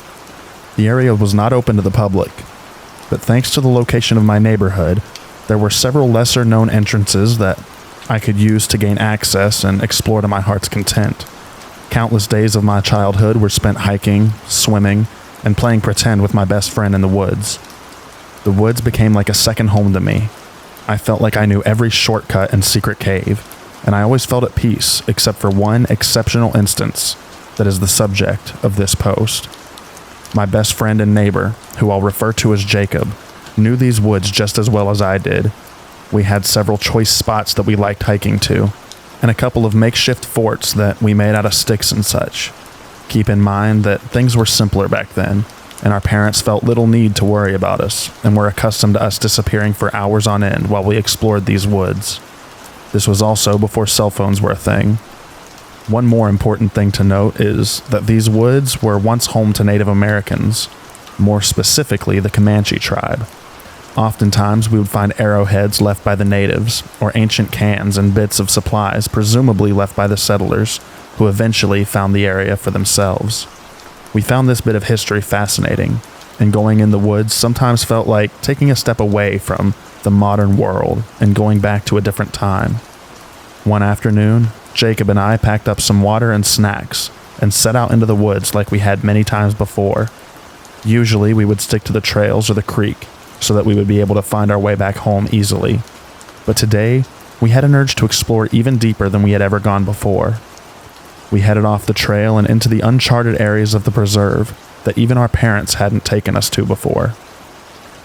Things were fine at first, but soon we realized that the trees had gotten incredibly dense. It became increasingly difficult to walk, as dead tree branches seemed to reach and claw at us every step of the way. We both found ourselves a sturdy stick and used this as a machete, chopping and carving ourselves a path through the trees. There were no longer any trails to be found, but we didn't care. We were invincible kids who knew these woods well. What's the worst that could happen? We had been proceeding like this for probably about 15 or 20 minutes when we got a horrible feeling. That horrible feeling that we're being watched. Jacob and I looked at each other with practically the same exact moment, and he said, "Dude, do you feel that?" "Yeah," I said. "I feel it." We both agreed that something felt very wrong. We couldn't describe why, but we both had the same feeling of dread that someone or something was watching us. We quickly agreed that it was time to head back.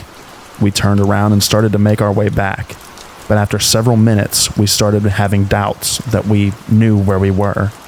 The woods were dense here, denser than any other part of the preserve that we had seen, and it was nearly impossible to move. We were getting tired from hacking away tree branches and decided to stop for a break and try to get our bearings. That's when we noticed something else that was wrong. It was completely silent, save for our labored breathing. These woods, normally teeming with life, were absolutely still. I still haven't experienced anything like that to this day. We couldn't hear a single bug or bird or the rushing water of the creek. It was suddenly dead there. These comfortable woods that we were so familiar with suddenly felt alien and hostile, and we still had that feeling of being watched, although stalked might be a better word for it. Jacob and I were absolutely done with the adventure by this point. We were completely turned around and we couldn't even tell if we were heading back the way we came. We tried to climb a tree to see where we were, but it was too difficult. We would have had to break dozens of branches just to get a couple feet off the ground, and these trees were tall. The branches were so thick that they blocked out the sun at times. When climbing the tree failed, we both started yelling in hopes that someone might hear us, but the only reply we got was the oppressive silence of the woods. It was at this moment of desperation that we spotted something through the trees, probably about 20 or so yards away. Out of the corner of our eyes, we clearly saw an adult-sized figure, which quickly moved behind a tree once we spotted it. Jacob and I traded one brief and panicked look at each other and bolted in the opposite direction of the figure. We sprinted like human wrecking balls through the branches, no longer taking the care to carve ourselves a nice safe path. Branches clawed and scraped at our arms and legs and faces as our flight instinct kicked into overdrive. My lungs burned, but I did not care. At one point, Jacob, who was wearing our backpack full of water and snacks, got snagged on a particularly big branch. I stopped to help untangle him as fast as I could, and we kept sprinting, not daring to look back behind us. A few times I might have heard something breaking branches as it followed us, but I can't be certain. We continued running for what felt like ages. In reality, we ran for what was probably 15 or 20 minutes. When we finally broke through the tree line and into a clearing, I was so relieved that I could have cried. I wished that the story ended here, so that I could chalk it up to an overactive imagination of two stupid lost kids. But I can't, because it turns out this clearing was essentially the backyard of a very large and very old 2-story house. A house that we didn't know existed until now. Decades-old blue paint peeled off the exterior. The roof was missing several shingles, many of which were lying on the overgrown grass below. The house had several large windows that were caked with grime. A single dirt road made its way from the front of the house and up a small hill where we couldn't see where it led to. It was obvious that this house wasn't part of our neighborhood, or any neighborhood that we had ever been to before for that matter. Jacob and I were halfway terrified and halfway in awe at our discovery. This house felt like our own personal discovery after a perilous quest. A bit of our fear from the woods evaporated as we summoned the courage to investigate this house. We walked up to the side of the house that was on our left and peered through the dirty window and into the strange house. The first floor seemed to consist of mainly one large room. Along the wall opposite us was a wooden staircase leading to the second floor. The first floor was completely devoid of any furniture. No tables or chairs or couches or anything. Just dozens upon dozens of broken bottles. Shards of glass covered almost the entirety of the first floor, as well as a few yellowed books and magazines that were sprawled open, some with pages clearly ripped out and laying next to them. And in the center of the room was a single sleeping bag, filthy from what we could see, with an unlit candlestick sitting next to it. "What are y'all doing?" I nearly shat myself in horror. We immediately pulled away from the window and saw that a man had walked around from the right side of the building and was now standing about 15 feet away from us. He was wearing nothing except for some dirty denim overalls. He had scarred skin that looked like rough leather, and his eyes, neither of his eyes were looking in the same direction, and neither one was looking directly at either of us. Everything about this man looked wrong. You know how some people can just feel their energy? It's hard to describe, but this guy just felt so wrong in every way. We were frozen in place, surprised and terrified by his appearance. We stared at him for a moment until Jacob found the words to speak. "We're, just checking out the house," he said sheepishly. The stranger seemed to take a moment to digest his response before gesturing to the woods and saying, "You should head back the way you came. You never know." And he just let that last sentence hang in the air. You never know.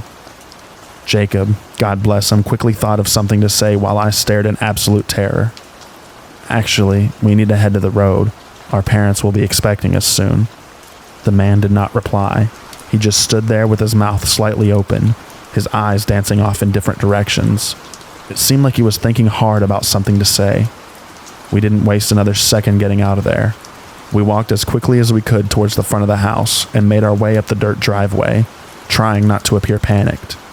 I say driveway because there were no cars at the house, not even a garage. The front of the house consisted of a porch, which was also littered with old cans, broken bottles, and yellowed pages from old magazines. We felt the man's eyes boring into our backs as we trudged up the driveway. It was rather long, and once we rounded the first corner and were out of sight of the house, we started running again. Eventually, we reached a pavement road. There was no mailbox or address that we could see. We followed this pavement road for quite a while. It was like ages before we could begin to recognize where we were again. Turns out we had gone through the entire nature preserve and were on the complete other side from where our neighborhood was. It took the rest of the afternoon to walk back home, but we made it safe and sound without incident. We didn't tell our parents what happened because we were afraid that they'd restrict our freedom and not let us go into the woods again. We didn't go into the woods again for a few weeks, and when we did go back, we rarely left the trails, and we never went into that area again. To this day, Jacob is still convinced that something paranormal is going on out there, that we found ourselves in the midst of things both unfathomable and dangerous. We're both usually pretty realistic and grounded people, but I'm inclined to agree with him. I'm still not sure if the feelings of dread / spookiness in the woods and the house / man are related in any way. I doubt I'll ever know. And ever since that day, we referred to that strange and forbidden area of the woods as the Indian Maze.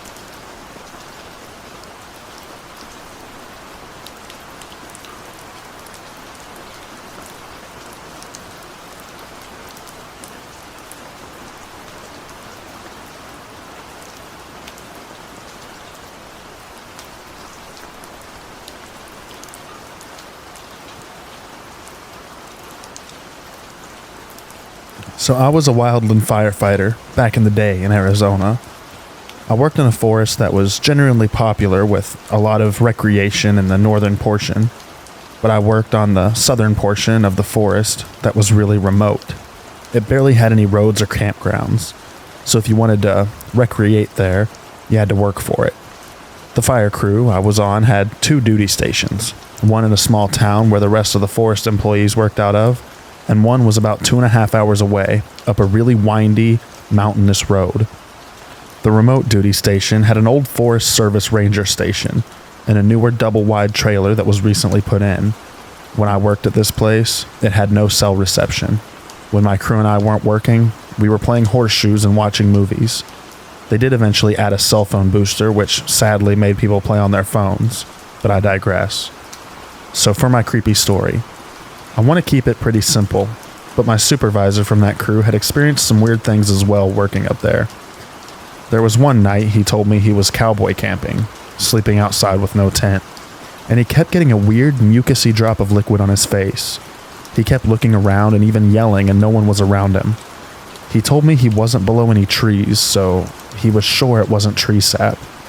He never slept outside there ever again, which leads me to believe he was telling me the truth. Now for my story. I've had other interesting experiences at that remote duty station, but this one was scary. It was the night of July 4th, and we weren't on a fire, so the crew was playing horseshoes and having a good time. Everyone went to bed pretty early, because we were going to have a PT hike the next day. I had my own small room in the double-wide trailer, and my bed was situated next to a big window. I started dozing off, but felt awake still. and I hear one of my coworkers outside my window asking me to come outside. I was laying on my side facing the window, and I didn't look up, but I felt their presence by the window. It felt as though someone tall was looming over me from outside. They kept beckoning me, and I said no.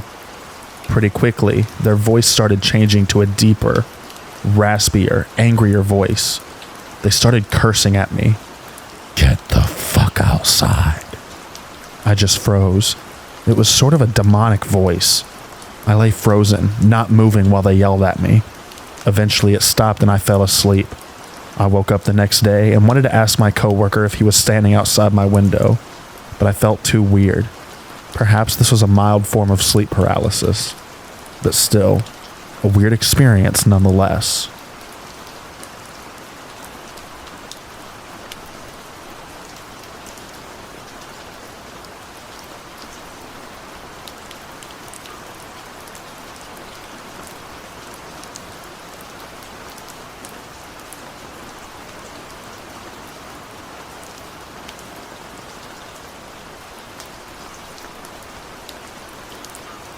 I live in the Yukon, and by my house is a wilderness trail. Great Trails leads to a bunch of lakes. I take my dog on the trails every day. Usually I have to walk him for at least 2 hours because he's part husky and has energy for days. Getting him to turn around any earlier than an hour is a nightmare. One day, we're headed to the trails. Doesn't seem like anyone else is around. Seems quieter than usual. We're maybe 10 minutes into our walk and we're on a trail that is completely surrounded by trees. My ears popped for some reason, and it seems like the whole world's audio is turned off. Something also just feels off. I look down and my dog, who is normally barking his ass off at any and all wild animals, is crouched down with his hackles up, completely silent, and just looks up at me with distinctly fear-filled eyes. We turn around and he's pulling me back towards the house. He runs into my room and hides under the bed. He will not come out at all. He's under there for a few hours. When he did come out, he just sat staring out the window with his hackles up. He refused to go out all night. Eventually, he got over it and relaxed, but even years later, he won't go down that one path.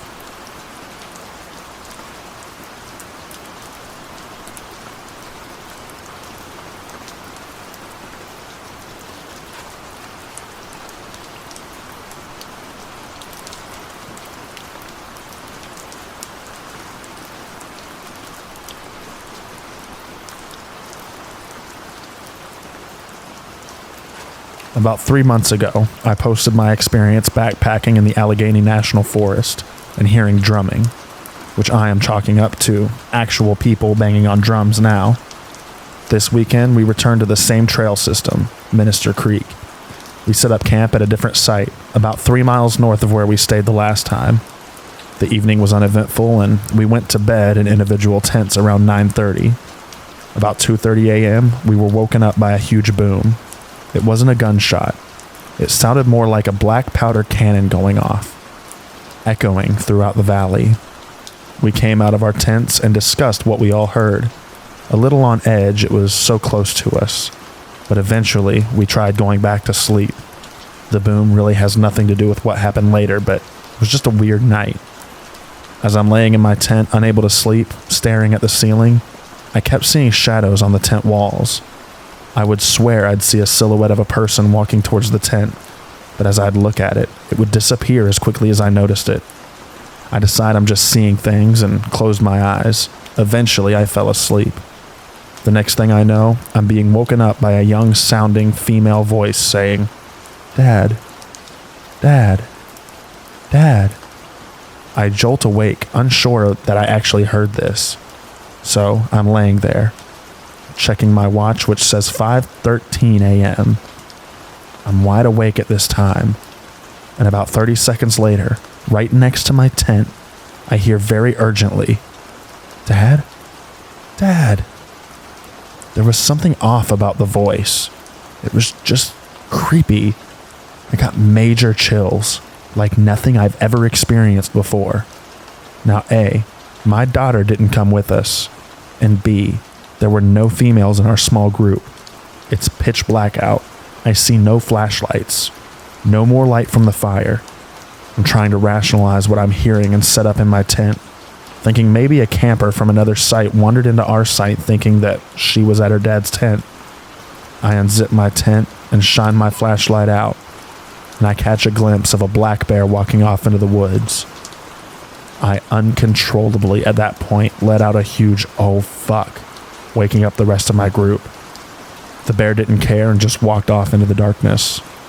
So of course, we're searching around with our flashlights and find nobody else around us. The whole experience was just crazy. What did I hear? Do black bears make noises that sound like a girl calling for her dad? Was it a ghost warning me that there was a bear on our campsite? A guardian angel, maybe? Or did I have some sleep disorder-induced auditory hallucination that just so happened to perfectly coincide with the black bear roaming around through our camp? Either way, both of my experiences overnight backpacking in the Allegheny National Forest have been pretty weird.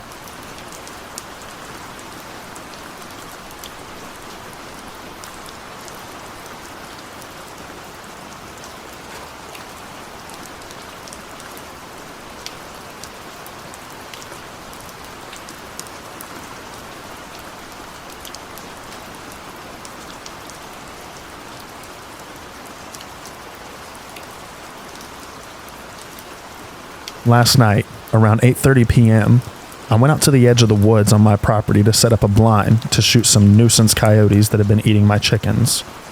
I live in New Hampshire, at an area where people who live near these woods commonly refer to as a phenomenon known as bad nights. It's an eerie feeling where you don't want to be anywhere near a door or window when it gets dark, and you certainly don't want to be outside. Animal life seems to be affected as well, since it's always eerily quiet on those nights. Thankfully, it was a good night, so I thought I would be fine. I set up with a long-range modified handgun, a mounted night vision scope with a thermal setting, and a high-end night vision handheld. Both pieces of equipment have a high four-figure price range. I set up facing the woods, and for most of the night saw nothing, coyote or otherwise. A little before 10:30, I was scanning the field just before the tree line with my thermal scope when I saw a red orb pop up. It was about 4 feet off the ground, not moving. The thermal was giving a reading of 90 degrees Fahrenheit, which made no sense considering it was around 40 degrees that night. Also, the scope is very high definition. I can see small birds at 50 yards away, and they show up perfectly bird-shaped. There is no reason anything should look round. It also had a strange low-quality staticky look to it, which made no sense considering it was well within my 50-yard marker at the tree line. When I went to switch to night vision mode, it disappeared. I never saw anything else like it for the rest of the night. Later on, around 11, my handheld night vision scope started malfunctioning. The brightness and exposure was fluctuating wildly for no reason, and it was randomly turning on and off. I chalked it up to the battery being dead or dying and stopped using it. But this afternoon, when I started to get my equipment ready again, it was working perfectly normally. It's the same temperature again today, around 40 degrees, so it's not temperature related. The final weird thing was that around midnight, right as I was packing up to head inside, after having no luck with my coyote problem as my gun jammed and the animals ran off, I heard a voice laughing. It sounded echoey, and due to being on a hill and there being lots of trees, I couldn't pinpoint where it was coming from. I thought it was my neighbor who lives on the other side of the field. Note, the house was not in the direction that I was firing towards, just so no one comes for me about gun safety. The house was 200 feet behind me to the left. This morning, the neighbor was talking with me about how my hunt went, and I joked with her that she would know considering she laughed after I missed my shot. She was confused, and I said that I heard laughing and assumed it was from her house. She said no one in the house was outside or even awake at that time of night. So what do y'all think? You think it was a forest ghost messing with my equipment and laughing at me? Or just equipment malfunctions? I'm going out again tonight, and I'll try to record if anything like that happens again.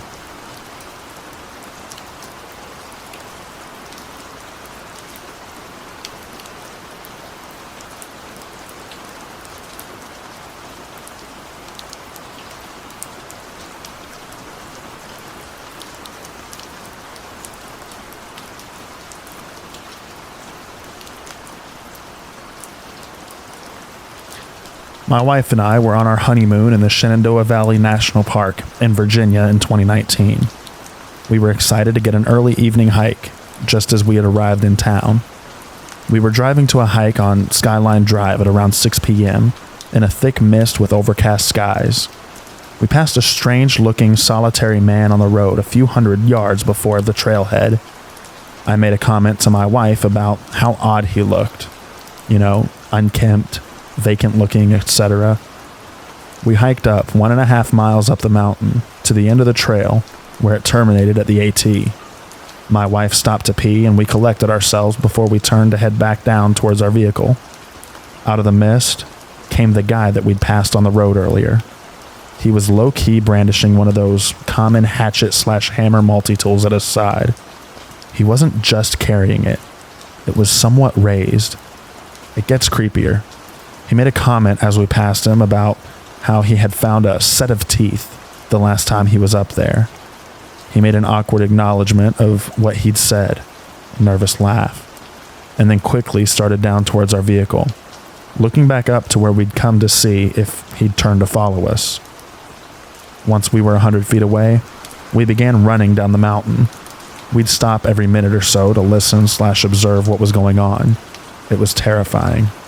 We obviously made it back to our car, but we were shook. We would read a few weeks later about how someone had been arrested in connection with a killing near that area at the same time that we were in that area.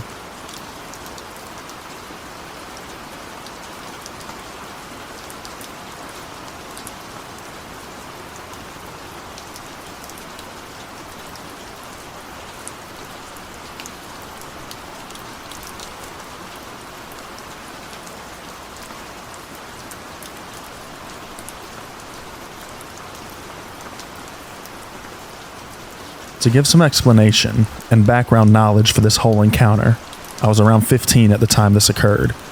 I was camping out in the middle of nowhere with my family and part of my extended family, my aunt, uncle, and cousins. I was the oldest kid there in the RV, so you can probably understand how it felt to have no one else to do the stupid crap that I did with back then. With a good 2-year gap between me and the inferiors, it was almost like nirvana when I got to the campground and met other teenagers. These were all people we knew fairly well from previous camping trips, so it was considered normal to hit it off with them from the start and act like we've known each other forever within the hour. Now, the story. My parents trusted me a lot, not a lie. I liked my fun, but I liked getting home in time for dinner equally as much. So when I was gone most of the day with other people from the camp, they didn't think much of it.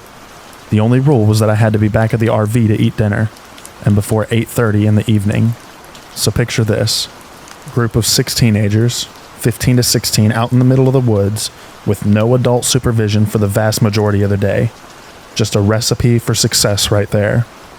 But this particular day, we found a neat little deer trail that we hadn't found in the 2 years we'd been there before. On second thought, though, it didn't really seem like a deer trail. It snaked through a really thick part of the underbrush, maybe a foot of clear ground. 3.5 feet clear of branches going upwards. It's a really hard thing to pick out of the brush, unless you're either really looking or know where it was. It was promptly explored, marked with a broken branch outside of the entrance and quickly forgotten. Except, I remembered this special little tunnel.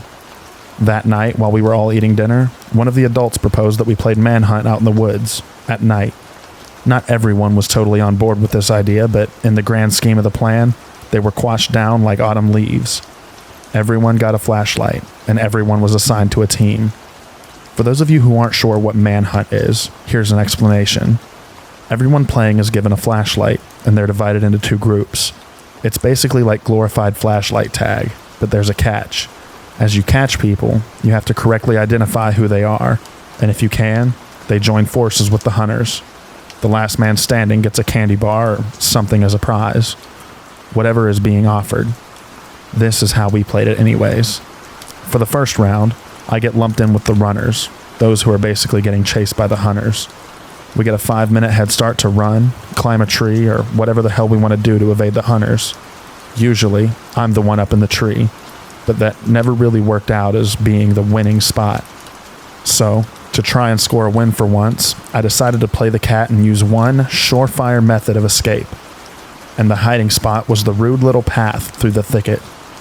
It took most of the head start time to find the damn thing, because it was so well hidden and out of the way. As I passed hiding spots, I heard hushed, smothered whispering between siblings who were questioning my actions, like a bird's wings rustling when it's fluffing itself. It should be noted that I have bat hearing. My ears are possibly my greatest asset in this game, but when I'm just reaching the destination, I hear the short blast of the air horn announcing that the 5 minutes are up. I swan dove into this minute little path in the ground, shuffling my hands and knees until I'm about halfway in, crouching down like some huge malformed quail. The hunters are doing an initial sweep through the trails, looking for obvious hiders and people caught out trying to change spots. When they finally reach me, they reach the dead end and go straight back. I try to readjust myself and crawl further down the tunnel. I honestly don't know how it happened, but I found an even more hidden path within that one, and accidentally, I dragged my stupid body down the rabbit hole. Except, instead of ending in a dead end, this one ended in a slight hollow. I don't ever want to describe exactly what I found there. I'm sorry, but I just can't. It was a younger looking woman, covered in lacerations and stab wounds in the fetal position. Her glassy, glazed eyes seemed to look straight through me. I won't go any further than that. I was too scared to scream, and I froze there while dark, burgundy stains formed on my jeans. I froze there, in a pseudo-catatonic position, like a marble carving, for what felt like hours. And then, I heard someone else coming along that path. Have you ever been so scared that for one moment, one insane moment, you truly consider something incredibly stupid as a viable option to escape? That was one of those times. I let out a short, trembling whimper and started moving. Whoever was on the path stopped, and then eagerly started moving forward again. I could hear their panting, uneven breaths of a man, a horrible marker of whoever it was getting closer and closer to me by the second. By some wondrous, beautiful miracle, he missed the path leading to the brushy hollow. I heard him moving down past the entrance, dragging something clunky and awkward behind him. I heard clinking noises and the occasional effort to silence the small, sharp noises. I heard a low curse, somewhere towards the end of the tunnel, and I blasted out of the undergrowth tunnel like a bullet forcing its way out of a barrel. Cracks, crashes, and obnoxious rustling was all around me as I heard the man sharply intake a breath and begin to move towards me. The hoarse, deep panting was getting closer and closer to me, a testament to how I was too slow at exiting. Somehow, I exploded out of the entrance, got onto my wobbly, half-asleep legs, and started booking it down the trail. The unknown pursuer was close behind me for a bit, but it seemed like he was too exhausted to chase me at the same speed for long. I know everyone loves to rip on the fact that people always trip in horror movies, but in all honesty, tripping is something that I am amazed I didn't do. With adrenaline coursing through me at the speed of Usain Bolt, trying to make my jello-like, unsteady walking appendages work to move me away from whoever was behind me was like trying to run on water. It felt like an eternity, but I finally reached the main trail running back to the camp and sprinted down it screaming bloody murder. Confused faces looked out from the trees, and I think someone called after me. Reaching the camp was easy, but trying to explain why I woke up half the people in the camp and bolted out of the woods at breakneck speed was harder. When I finally choked the words out to explain, I remember a profound, insidious silence through the group of adults, waiting at the mouth of the trail. I really don't remember a whole lot from that point on. I know the cops were called, and my mother and aunt ran shrieking and wailing along the trail, calling for the other kids to come back to safety. When someone's yelling like that, you don't ignore it. They rounded everyone up in 30 seconds flat and barreled back into the camp. The police found a man out in the woods, creeping along the trail clutching a knife. A black garbage bag with a plethora of sharp instruments, and a saw was found abandoned on the trail, some speckled and speared with dried blood. I don't think there's really any getting over it. I still have nightmares sometimes of the man chasing me, breathing heavily down the back of my neck, trying to catch me. And sometimes, in those nightmares, he succeeds.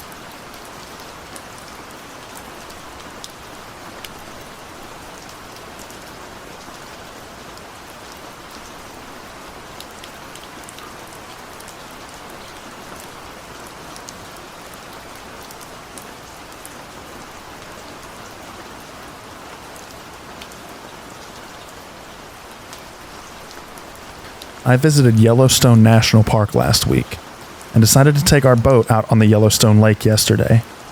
This was our last day and wanted to end our trip on a high note. While we were loading our boat down into the launch pad, there were fishermen from Wisconsin catching trout, cutting them up, and then throwing them back into the lake. This is a government job, aka an angler incentive program to manage the fisheries.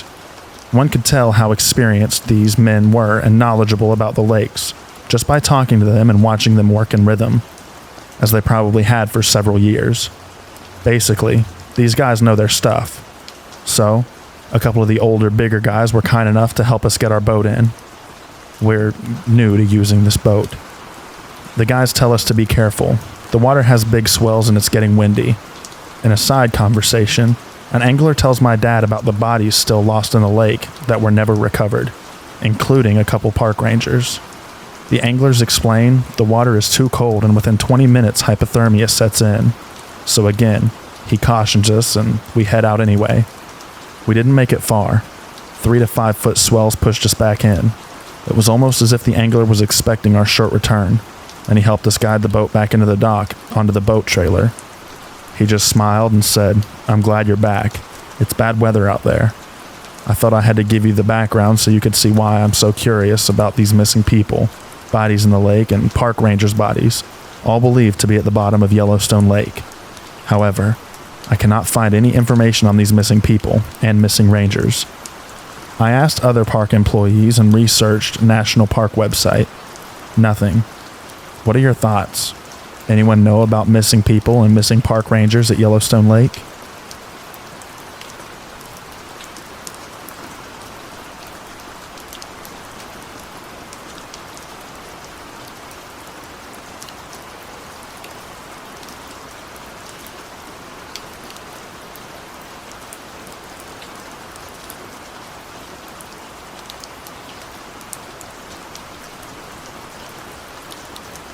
This happened to my mom. A few months ago in rural Montana, my mom took her dog outside to potty in the middle of the night. She had a big yard and her dog would go off leash. While she waited for her dog, my mom said that she heard a strange whistling. She would have thought it was a human, except whatever it was didn't seem to need to breathe. The sounds were continuous. She described it as a combination of every dog whistle you could imagine all at once. She was convinced that some creature was attempting to lure away her dog into the wilderness. Luckily, the dog didn't seem to react to the sound and returned to her after doing its business. A few days prior, my mom and stepdad had been rock hounding near their home, and they saw what looked like 2-footed dog tracks going across the road that had an 8-foot stride. She thinks that this might have been all the work of a dog man, the cryptid dog that walks upright on 2 feet. As a child, she had a Bigfoot encounter. She is terrified of and believes in the existence of cryptids because of this. When I came to visit her this summer, she would not let me take out the dog after dark, and she would not do it herself either. She very frantically and emphatically made me promise not to go out after sundown. There were several strange occurrences at her home over the summer that I saw for myself. She is still seeking out other stories and experiences like hers to shed light on what might have happened to her. And so far, she has been unable to find any stories like hers. If you or someone you know have experienced whistling like that, please share. If anyone would like to hear more, I'd be happy to share. Unfortunately, my stepdad passed away while I was there, and now I am moving her back east with me right now. We're about to go get breakfast at the hotel lobby. It may be a few days before I can share more, and I may be slow to respond.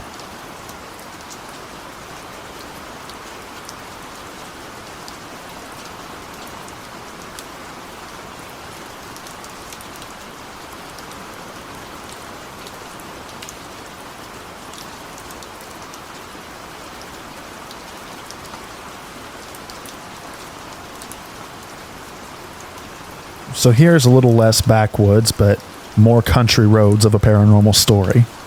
Every summer, my family and some close friends would all travel up from Southern California to the eastern Sierra Nevada mountains, along the California-Nevada border to the town of Bridgeport. If you've ever been, it's a super cool area. Big biker route to Reno, Tahoe, excellent outdoor camping and hiking into Yosemite high country rich in wildlife. Crazy old history with native tribes and the gold rush of the Midwest. Has Bodie ghost town nearby, and my favorite is the world-class trout fishing.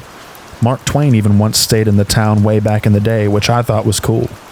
The town is small and has your typical 20-building Main Street USA to match the feel. All surrounded by rivers, lush meadows with cattle and horse ranches, and absolutely gorgeous wooded snow-capped mountains. We would often camp up near Twin Lakes, just outside of town about 10 miles, but always made a point to get to town for dinner at this bar, Rhino's, for pizza and beer, at least once during the trip. So one night we do this, and afterwards we're on our way back to camp at twilight, just light enough to make out the peaks on the horizon, but still densely dark with billions of stars out in force. Now this road back to the camping area would zigzag through the square-cut properties of ranch land. It's a narrow 2 lanes edged by barbed wire and an irrigation channel, and minimal streetlights if any at all. Literally can only think of one installed by the dude ranch out there. So, we drive back to camp, having to use our brights due to the dark and making sure to keep an eye out for deer. And when we finally pull into camp, my mom immediately asks us, "Did you see that kid in the swimsuit on the side of the road?" Perplexed and a little amused by the idea, I say, "No. Where was this?" "On the side of the road, near the cows. He was shirtless walking along the road." I had been driving behind her and my dad. There is no way that I could have missed this had someone been there. Nobody in our car saw him, and my dad said that he didn't either when she initially saw him. Not shocking for my dad, though. However, also not shocking would be my mom seeing something paranormal. It always seemed to follow her, and she was dead serious. Even described the color of the shorts, his hairstyle, said he was walking the same direction we were traveling, so she couldn't see his face, and the guy had to be in his 20s. So, we half-jokingly jumped to that conclusion that maybe it was in fact a ghost. After all, it was dark and late, nobody else had seen him, and even in the summer the Sierra are high enough in elevation and have crazy enough weather to easily kill someone who hasn't prepared for the cold of the night, especially shirtless in swim trunks. On a clear night in August, I've woken up in the teens for temperature, and where she was describing was the literal middle of nowhere in these fields. It takes us about 20 minutes just to drive it at a good speed, let alone walk it to camp in the dark, but I guess anything is possible. The next morning, we get up to learn that my idiot friend left the cooler out after the rest of us went to bed, and a bear got a buffet out of us. So, we decided we'll make the most of it and go back to town for supplies, some further fishing spots, and get dinner again. This time, on my way back to camp, I'm driving in front of my parents, zigging and zagging through the fields when all of a sudden, there was a bright set of headlights on my ass. Looking back, I could tell this had to be some sort of lifted truck, maybe a Bronco or similar, rearing up on my SUV. So close at times, I thought we were going to get rammed. I started speeding up a little at first, but this car stays right on me. I'm starting to get annoyed and concerned. After all, this was a 2-lane road at night that anyone wanting to pass could very easily and safely do, and there isn't any area you could really pull over without risking pulling into a ditch and getting stuck. So, I continue speeding up, but I'm getting concerned because I know the hills are coming up, and there are deer by the thousands in this area. But this car's lights keep pressing. My wife and friends start getting a little freaked as well, thinking about the backwoods bullshit asshole of a human being that's pulling this.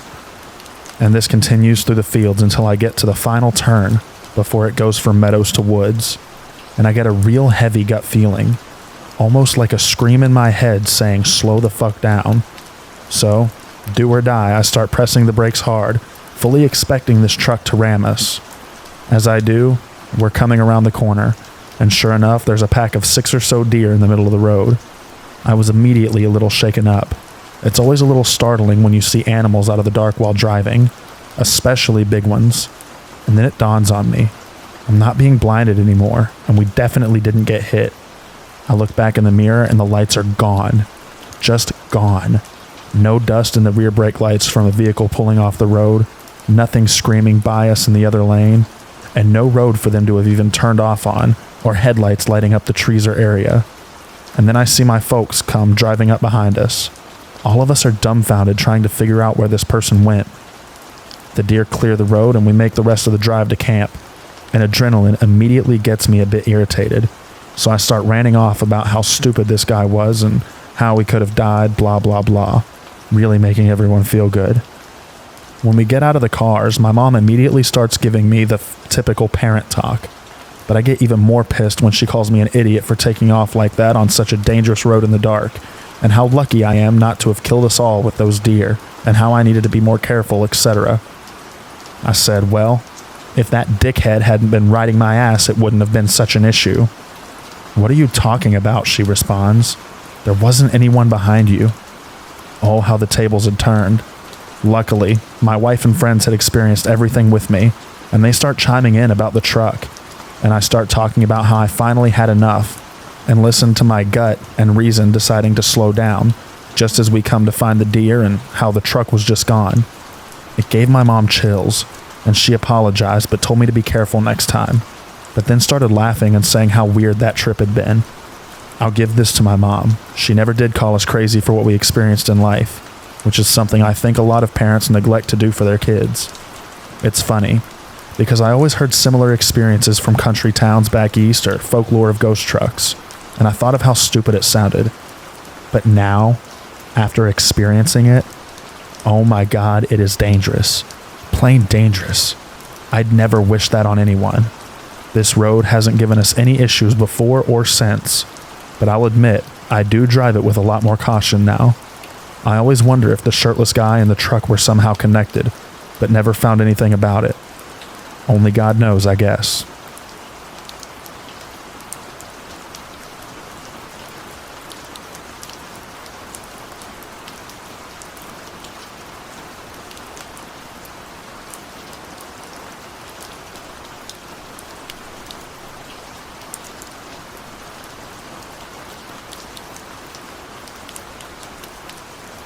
I grew up in Orange County, California, but there were some real wild areas around us, believe it or not. In high school, we went out to this place called Black Star Canyon in the Cleveland National Forest. Big, densely wooded area of oak that stretches from Orange County to San Diego, almost to the border. Even contains Marine Corps Base Camp Pendleton. Anyway, we had been told it was haunted growing up. Turns out, true story, there was a tribe up there that was slaughtered in the early 1800s by hired fur trappers because they kept stealing the Mexican ranchers' horses for meat. Enough said for a bunch of dumb high schoolers. So we planned a night hike to this place. My friends and I did stuff like this all the time, but I consider myself pretty skeptical, and luckily, most of us were pretty level-headed. This area is pretty known for mountain lions too, so we were all on guard and in agreement to turn around at any given signs, even if just one of us wanted to. So the way the trail works, you park at a forestry gate and start to walk a long old asphalt narrow road that's mostly dirt from when there were sparse houses in the 50s and 60s, before the floods washed them out and the land was committed to NFS, eventually turning to full hiking trail. Along this road is a line of barbed wire, as well as all kinds of signs warning you not to cross. So here we are. Typical idiots, walking a road on a pitch-black night after midnight, and not using our flashlights to add to the flare. Well, as we go and venture deeper and deeper down this road, which we'd never been on before, mind you, I keep seeing what appears to be a cowboy leaning on a wooden fence post, holding the barbed wire. Just kind of leaning on it, but distinctly looking at us. I'm talking full-blown cowboy-brimmed hat, just leaning. But it's just a silhouette out of the side of my eye, and every time I look straight on, there's nothing. I'm telling myself I'm logical and push it off as a trick of the eyes to keep my cool. But I keep seeing this guy every 10 or so posts, but don't say a thing to the other guys.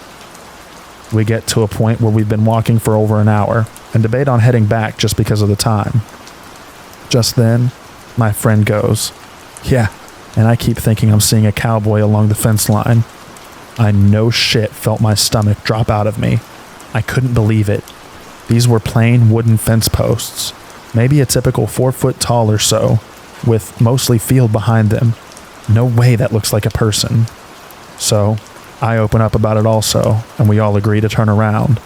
Just then, my other buddy starts flipping out, ripping his shirt off, screaming about getting stung. We're all kind of confused looking at him like he's crazy, but he insists a bee or something just stung him.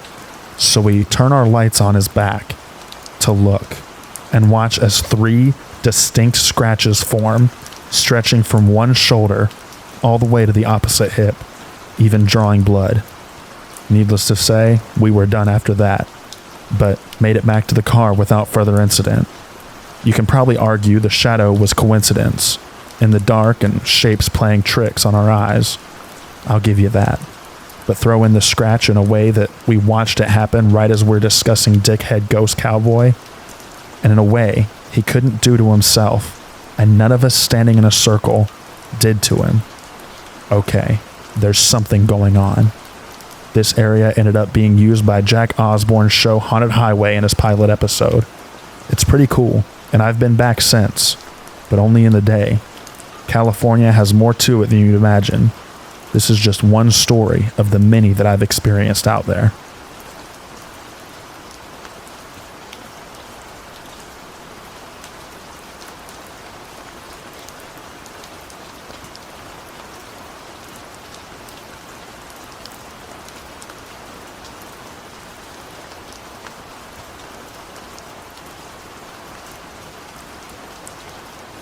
My boyfriend and I had been dating almost a month at this point back in 2020. It was late October, almost Halloween.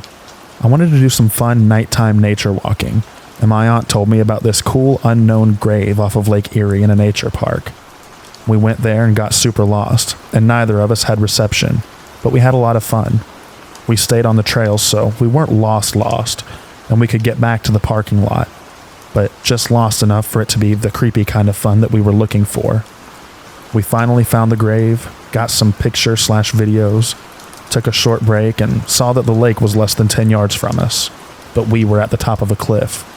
So we decided to follow the trails further out along the lake until we found a trail spot that took us to a little secluded beach.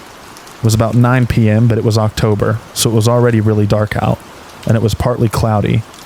But the slight amount of stars lit up the lake in a way that was beautiful. So we sat on a log and just looked out while chatting a bit. After about 15 minutes of just sitting, looking, and relaxing, we both see this flash of light that came from behind us. I should tell you that unlike most stories like this, there was no alcohol or drugs involved. But we both see this flash and instantly freeze, look at each other and ask if we both saw it. We turned on our flashlights and turned around to see where it came from. It looked like a really bright camera flash, but there was no one there, and we hadn't seen or heard anyone else out there the entire time that we were there, and it had been about 2 hours. We even checked around for trail cams in the area, and we couldn't find anything. So we both grabbed large sticks from the beach and started walking down the trail to try and get back to the car. We didn't take the same trail back, which was kind of lucky judgment on our parts, because the one we took was way faster than the one we took to get there. But the whole way back, we kept seeing eyes in the woods around us. They were just deer and coyotes and other animals inhabiting that area, and we knew that, but it still freaked us out and kept us on our toes. We made it back to the car without incident, and then went home okay, but we came back during the daytime a few days later and looked around for trail cams that we may have missed because of how dark it was. We didn't find anything, and we still don't know what that flash was. It was pretty creepy, but we had a lot of fun that night. If anyone can think of what it might have been, please let me know.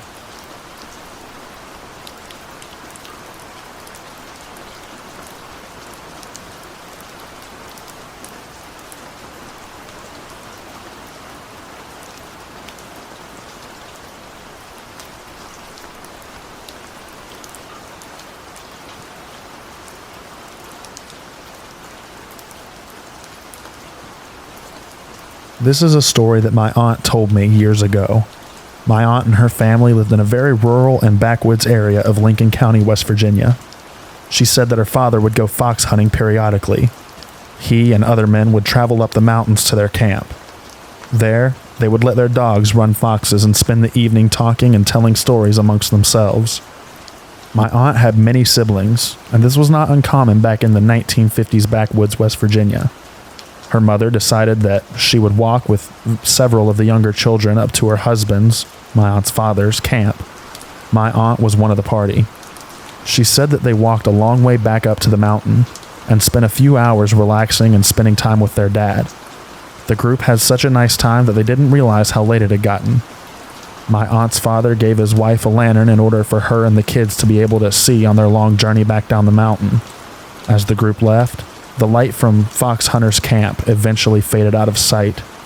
As they walked on down the mountain, her mother noticed a small ball of light about the size of a softball coming down the mountain behind them. Thinking it was her husband needing something, she and the children stopped on the trail to wait. As they stood there, the light slowly made its way down the path and into better view. My aunt said the closer that it got, they could see that it wasn't a lantern, but a ball of light floating about 3 feet from the ground. She said once her mother realized this, she put the children in front of her and told them to run as fast as they could down that old trail that was cut into the mountain. My aunt told me that they all ran as fast as they could down the hill. She said that the faster they ran, the faster the ball of light moved. My aunt said that they finally got to where their home was and ran inside and locked the door. According to my aunt, they were all terrified. When they finally got the courage to look out the window, they saw nothing.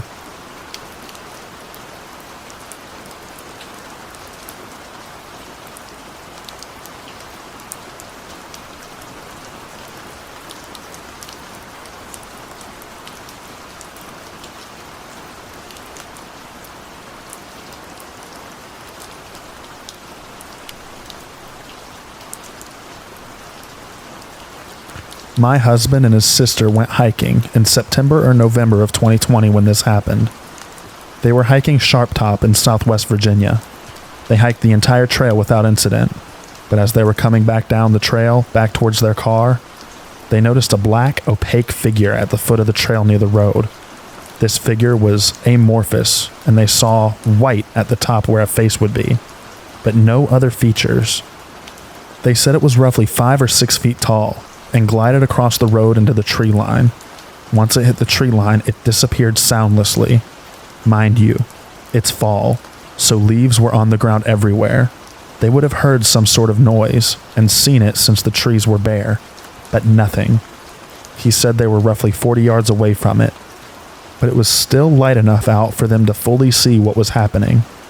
This was my husband's first experience with anything paranormal, but my sister-in-law has experienced some other things, just not like this in the past.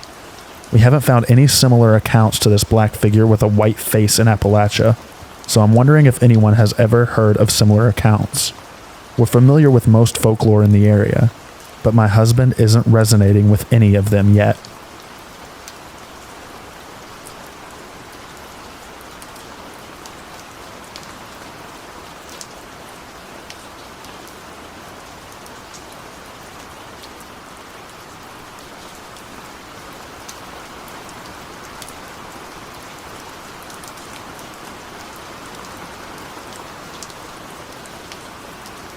I debated whether or not I talked about this, as it's a super short blip of time and I didn't see anything, but I ultimately decided maybe I could find answers to what could have made this noise. My husband, 28, and I, 25, stay in a small town that borders the massive redwood forest.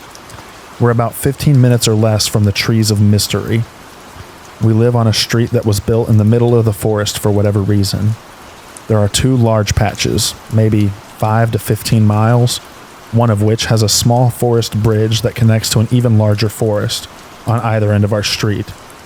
I will also say, we tend to be night owls, preferring to stay up late and wake up late.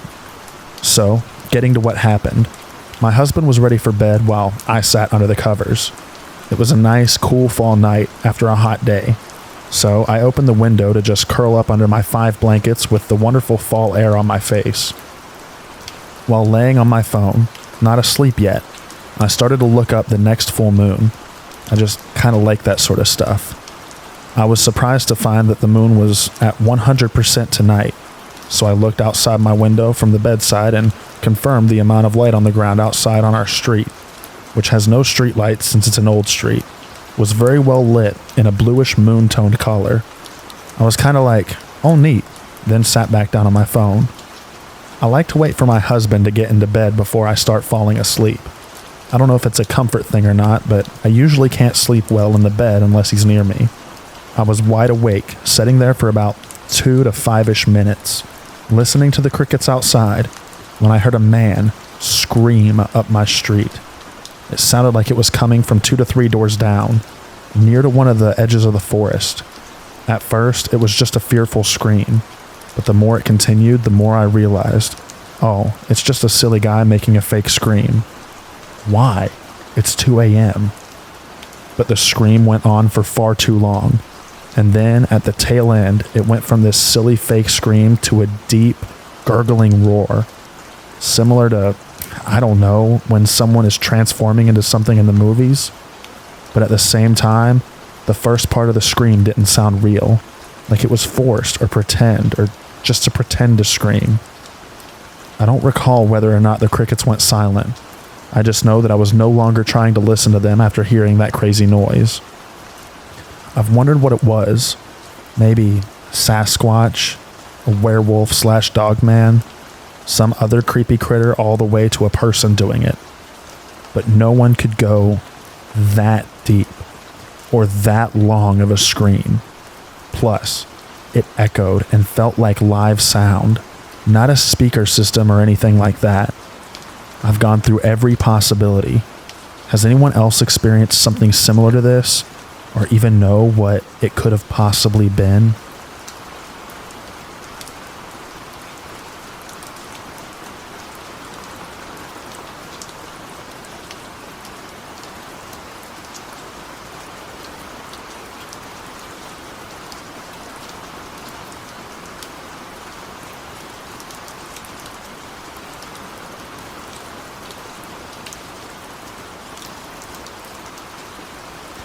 Alright, this happened about a year or two ago when I was asked to watch the neighbor's dog for a bit when they went on vacation. For context, I live in a super heavily forested rural community. Neighbors asked that I stay at their house while watching their dog, Cyclone, and I happily oblige.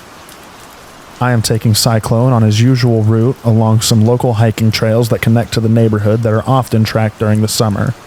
But this was late fall, so they were deserted in anticipation of the snow. Of course, it's sunset and I'm just trying to get Cy to pee so we can head back inside. I let him off leash to do his thing, but he has other plans. He takes off into the woods and I wait for him to come back for about 5 minutes before following him. I'm calling his name and following his trail when I come up behind him, about 100 yards off the trail. He's chewing on a stick, and my patience for the night is gone, so I walk over to clip onto his lead again and take him home. Turns out, it wasn't a stick. It was a bone. A large bone that likely was the leg of some animal. I freeze, as the bears have already hibernated, and there are only 2 coyotes in the area. I take a closer look and see a paw still attached to the bone, and lose it. I grab Cyclone and book it back to the house. The next morning, I go out with Cyclone again, still freaked out, but determined to figure out whose dog had been snatched by apparently something. Y'all, it was a deer leg, and half the body was right around the corner. It had clearly died of natural causes, and I was clearly an idiot for getting so scared last night. So there's my dumb backwoods scare, because apparently locals can also completely forget that they are not the only things in the woods.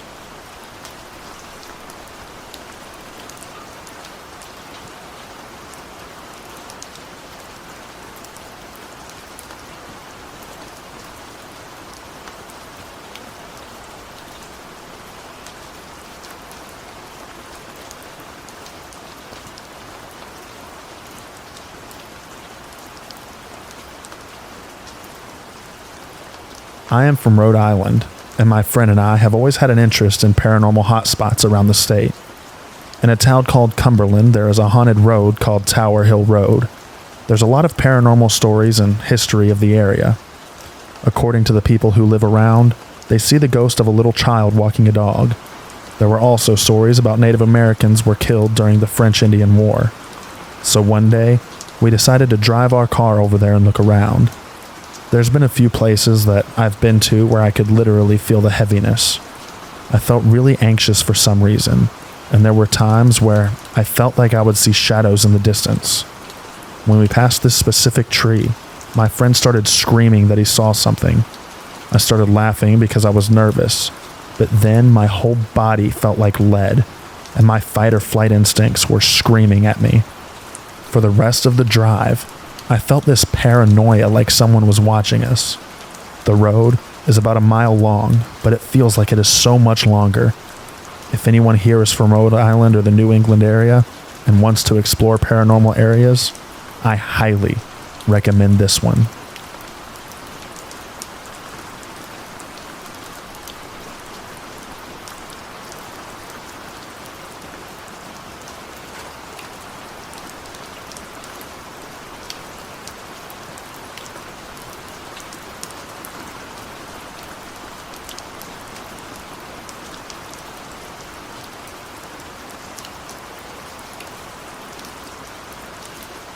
In January of 2020, my brother, fiance, kid, and I decided to go backpacking in southern Indiana. We stayed at a shelter that is close to the Ohio River. At about 1 p.m., my brother and my kid were asleep, and my fiance and I were out by the fire just talking. My fiance got scared and pointed to multiple lights in the woods. It looked like there were 5 to 10 people out there with flashlights coming towards us. I was going to get my brother up so he could see it for himself and get his gun if need be. But before I could get him up, one by one, the lights started to disappear. We spoke with him about it the next morning, and he said it was probably lights from the boats that pass on the river. The next night, we waited for the boats to pass by again, and none of them made the same lights as the night before. And because of where we saw the lights, it seemed that it was too far away from the river to reflect that far into the woods. Then, around 5 to 5:30 in the morning of the third day, while I was laying in the shelter and everyone else was asleep, I was woken up by what sounded like people whispering. Then, I saw a shadow or something through the cracks of the shelter. When I poked my head out of the door, nothing was there. We've been back to that exact spot multiple times and haven't experienced anything like this since.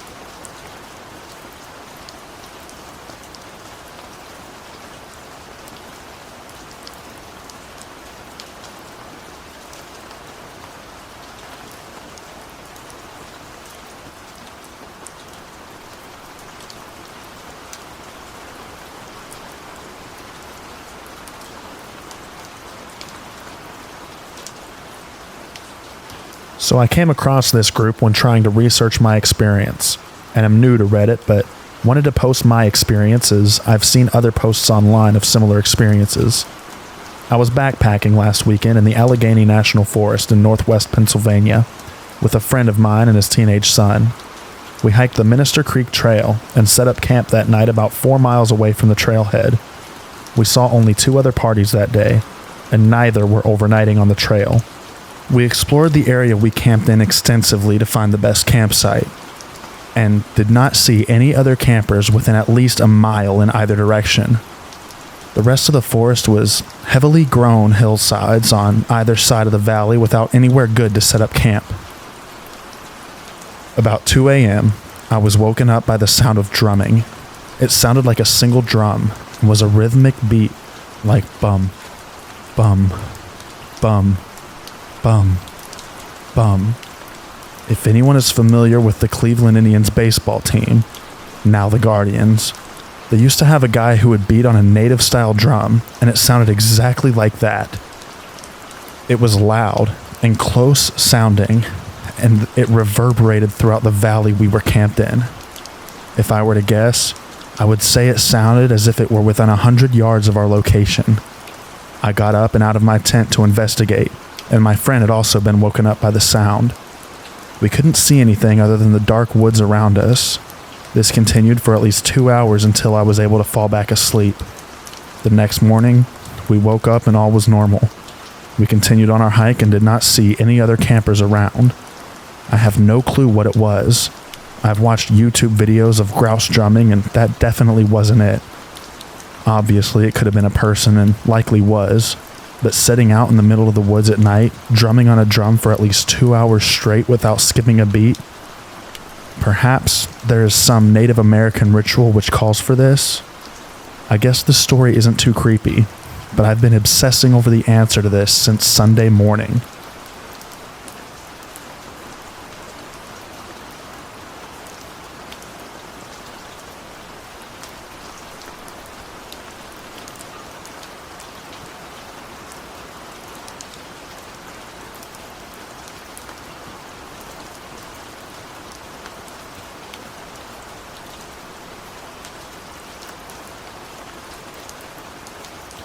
Let me describe how the woods are shaped for this story. I was in the same woods that I talked about in my old post, The Friendly Woods. I talked about it in the past tense in the old post because someone had bought our house, but I am still living here. But I'm about to move. It's about half a mile long and 150 yards thick between some houses and not very busy road. Sometimes I feel like someone is watching me here, but I've never had a weird experience until now. Anyway, I'll get on to it. After the last weekend, I wasn't in the forest, as I had some work and was overall too busy to go out and spend some time alone in it. Last Monday, I walk into my little camp, and I find it trashed. A makeshift bench that I made was wrenched apart. A sign and a signpost saying camp was cast over 15 feet from where it stood. An entire wall of a cabin I made was torn down, and some guidelines holding the tarp on top in place were cut. There was no storm over the weekend, just a little rain if I remember right. Strange, I thought, but maybe some teenagers or a neighbor decided to vent some frustration by wrecking a camp. The damage wasn't that bad and I fixed everything. Today, I was splitting some wood and carving it into little pieces for a game that I play with some of my friends. I take a break and text a friend of mine for a bit. We talk about the forest, and I tell him that the forest I was in is not scary and that I feel safe there. Just as I press send, about 50 yards behind me, hidden behind a hill, I hear a terrible scream.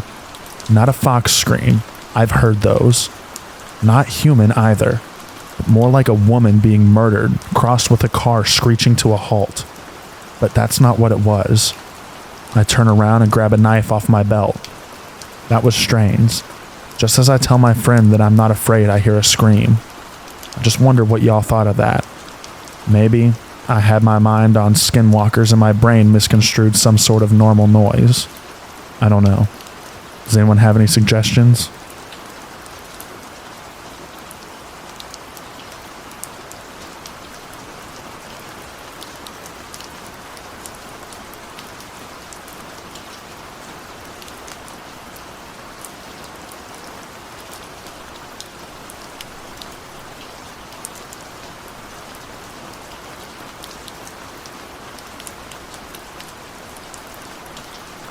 So I want to preface this by saying this is a true story, and I am not a skeptic.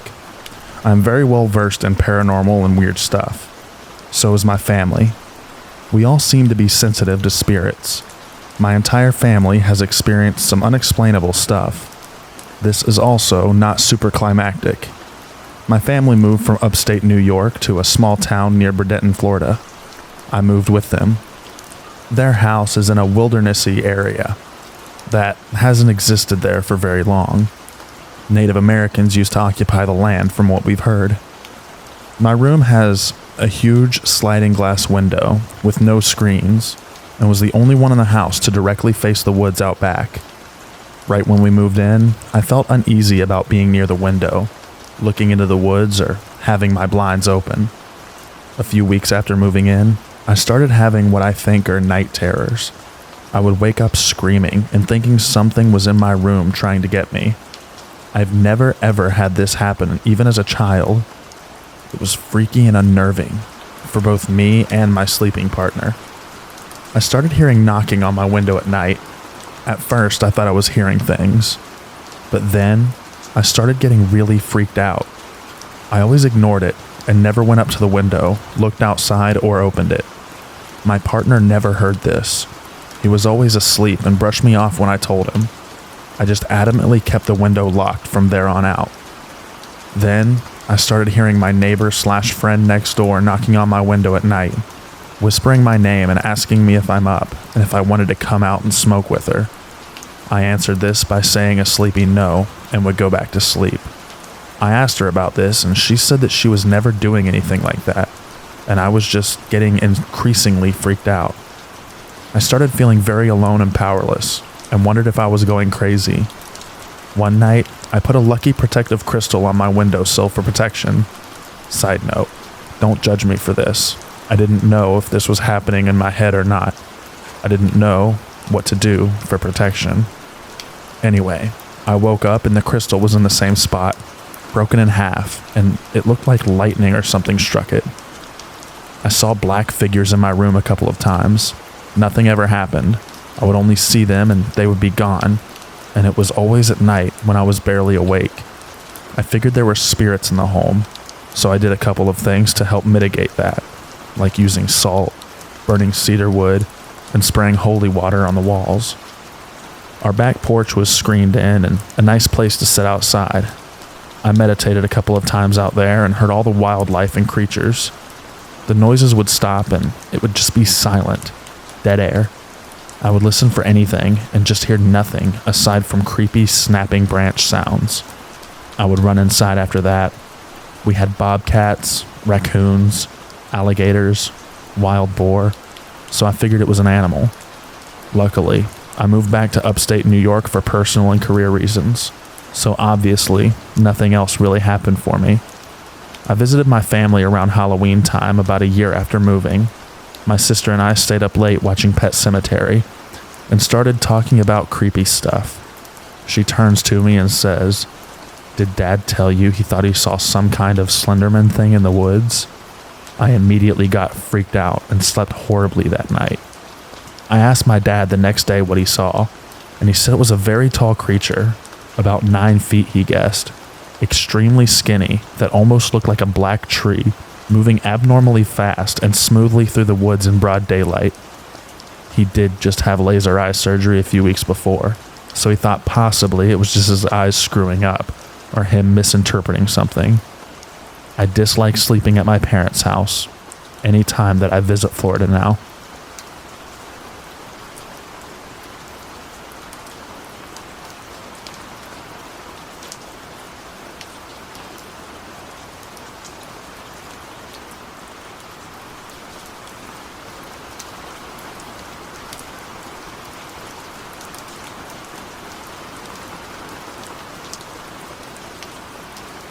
I had a really weird experience in Congaree National Park outside of Columbia last winter that brought me to these kind of subreddits. It's a beautiful boardwalk that goes through the swamps and the cypress forest in them. I lived in Columbia, South Carolina, and frequented C&P, so I'm familiar with the area. I often would jump the fence and walk the border walk at night, as it's super peaceful to walk the swamp and hear all the wildlife. They never have a ranger or guard there after hours, so I was always alone. The last time I did this was in October of 2021. I was taking my usual stroll with my flashlight in hand. I should mention, between the insects and frogs, the sound is loud. But then it completely stopped when I was about a mile in. I heard what I thought was my wife call me from the trailhead, but she wasn't there. I was alone and she was out of town. I then heard water sloshing to my right and saw nothing with my flashlight. I chalked it up to me being tired and I kept moving. The wildlife started up shortly after and everything was fine. Maybe 15 minutes later I noticed it got eerily quiet again and I heard swamp water sloshing on my left. But this time it was more deliberate, like somebody walking. I was in a thick portion of the cypress and couldn't see more than 20 feet in front of me. And then I heard my wife's voice again. Again, she wasn't with me, and she was out of town, certainly not moving through the swamp at 1 a.m. I saw what looked like a human silhouette move between the trees for a split second, but it was off. Very skinny, pale, and taller than me at 6 feet. I noped the fuck out of there and ran the almost 2 miles back to my truck, and didn't slow down until I heard the wildlife again. Like I said, this is a boardwalk that's in a swamp in the boonies. Nobody is walking around in the water at night without a light, or ever, honestly. And I don't know of any animal that big that walks in a bipedal pattern, and have spent my entire life in the outdoors. I feel like I should add that I wasn't high or sleep deprived. I just like the woods at night. I was so freaked out by this that I came to Reddit and dove into some of the stories on this subreddit as well as others. I'm convinced that I encountered a crawler or wendigo or something else that can mimic voices. There is no way some meth head was stumbling through the swamp miles from civilization that sounds like wifey. But then again, it is also South Carolina.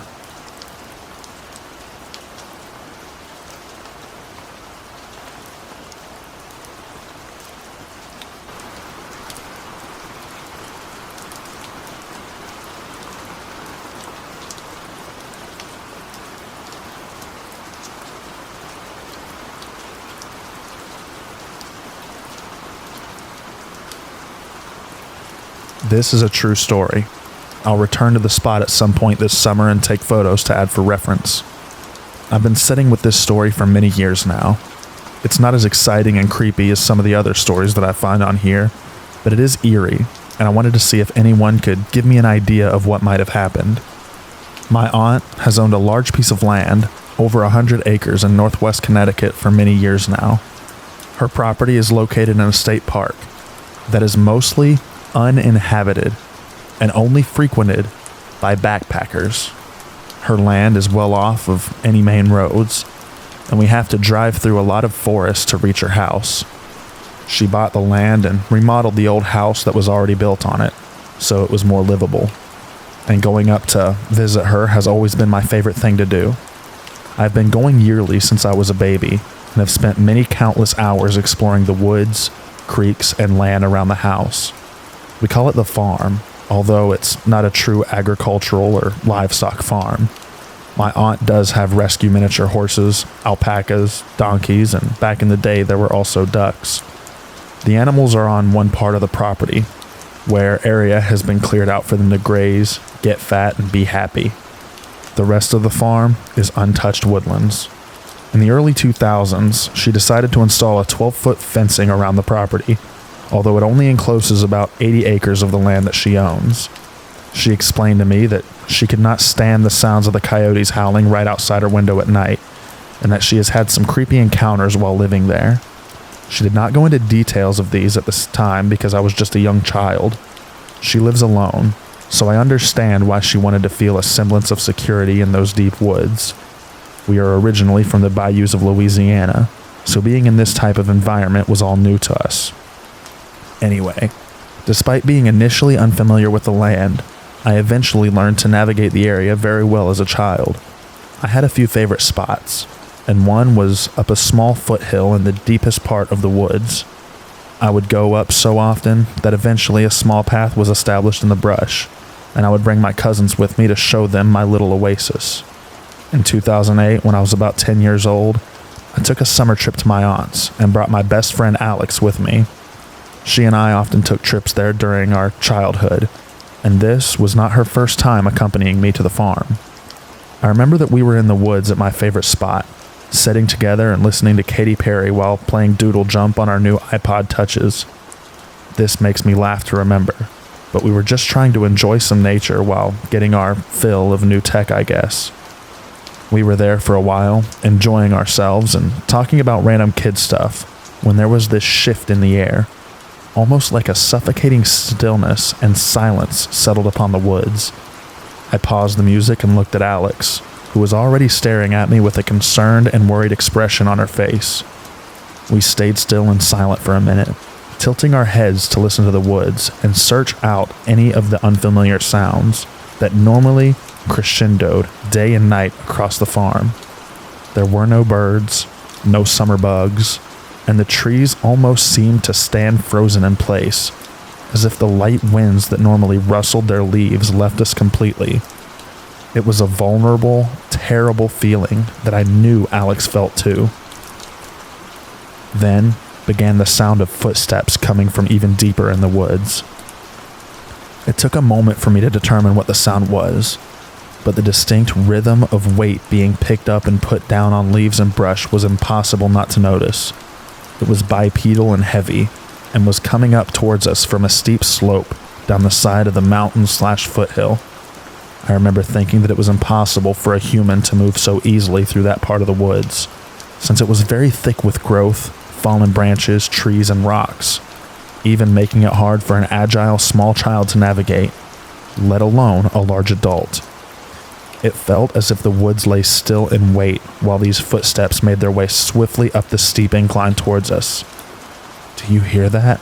I asked Alex in a whisper. She nodded. "It sounds like footsteps," I continued. She nodded again, looking like she was about to burst into tears. I took her hand and began running the makeshift path with her, trying not to fall or let her lag behind me at all. We did not stop until we reached the house. I don't think we told anyone that day, because we were just too shaken to even comprehend what might have been out there. The next day, I asked Alex if she would go back out to the spot with me. She was very hesitant at first, but eventually agreed and said we could go look for signs of another human. We made our way back, nervous but determined to discover what had invaded our little sanctuary. When we reached the spot, I looked down towards the direction we had heard the footsteps. I think I even slid down a bit to investigate passable indentations in the brushes and leaves. I did not go too far because I was about to lose my nerve, and I hadn't noticed much anyway, so I quickly climbed back up to where Alex waited nervously for me. We decided that it must have been some sort of animal, or deer, despite every logical explanation indicating otherwise. I knew what deer sounded like, and that was not a deer, but I wanted to forget and have fun again. We took our iPods out and began the same ritual of relaxing and playing video games while chatting about nonsense. It seemed like things were back in their natural order again, so we quickly forgot about the terrifying experience and let our naive childlike wonder take over. After a little while, the stillness returned, and it happened so quickly it felt as if the forest took a grasp and never exhaled. This time, the footsteps started almost immediately. They were louder and coming from a different direction. The best way I can explain their location is that they were in a similar spot to the day before, but somewhat more to the right, where the forest was very dark and the incline to reach was less steep. I did not wait too long to run, but it was too long enough to realize that the sound was faster, closer, and definitely not a deer or bear. I did not look into the woods too closely because I wanted to get the hell out of there and was too scared to see whatever it was. I knew it was close enough that it would be upon us any moment if we did not flee. So without another word, Alex and I took off and ran as fast as humanly possible out of those woods. It's not a super exciting story, but that is my first creepy experience in those woods. I have since had more, as I am an avid backpacker and love the outdoors, but the experiences on her land must have always been the most bizarre and inexplainable. If anyone has any ideas about what this was, please comment or let me know. I think about it every time I am in any woods. It still sends chills up my spine to remember. And for some extra info, the area we were at is pretty far away from the main house and any other civilization. We asked my aunt if there were any men on the property and she said no, there were not. She also confirmed that the gates were in working order, although it wouldn't be hard for a bear to breach them, or for a fox to dig underneath them.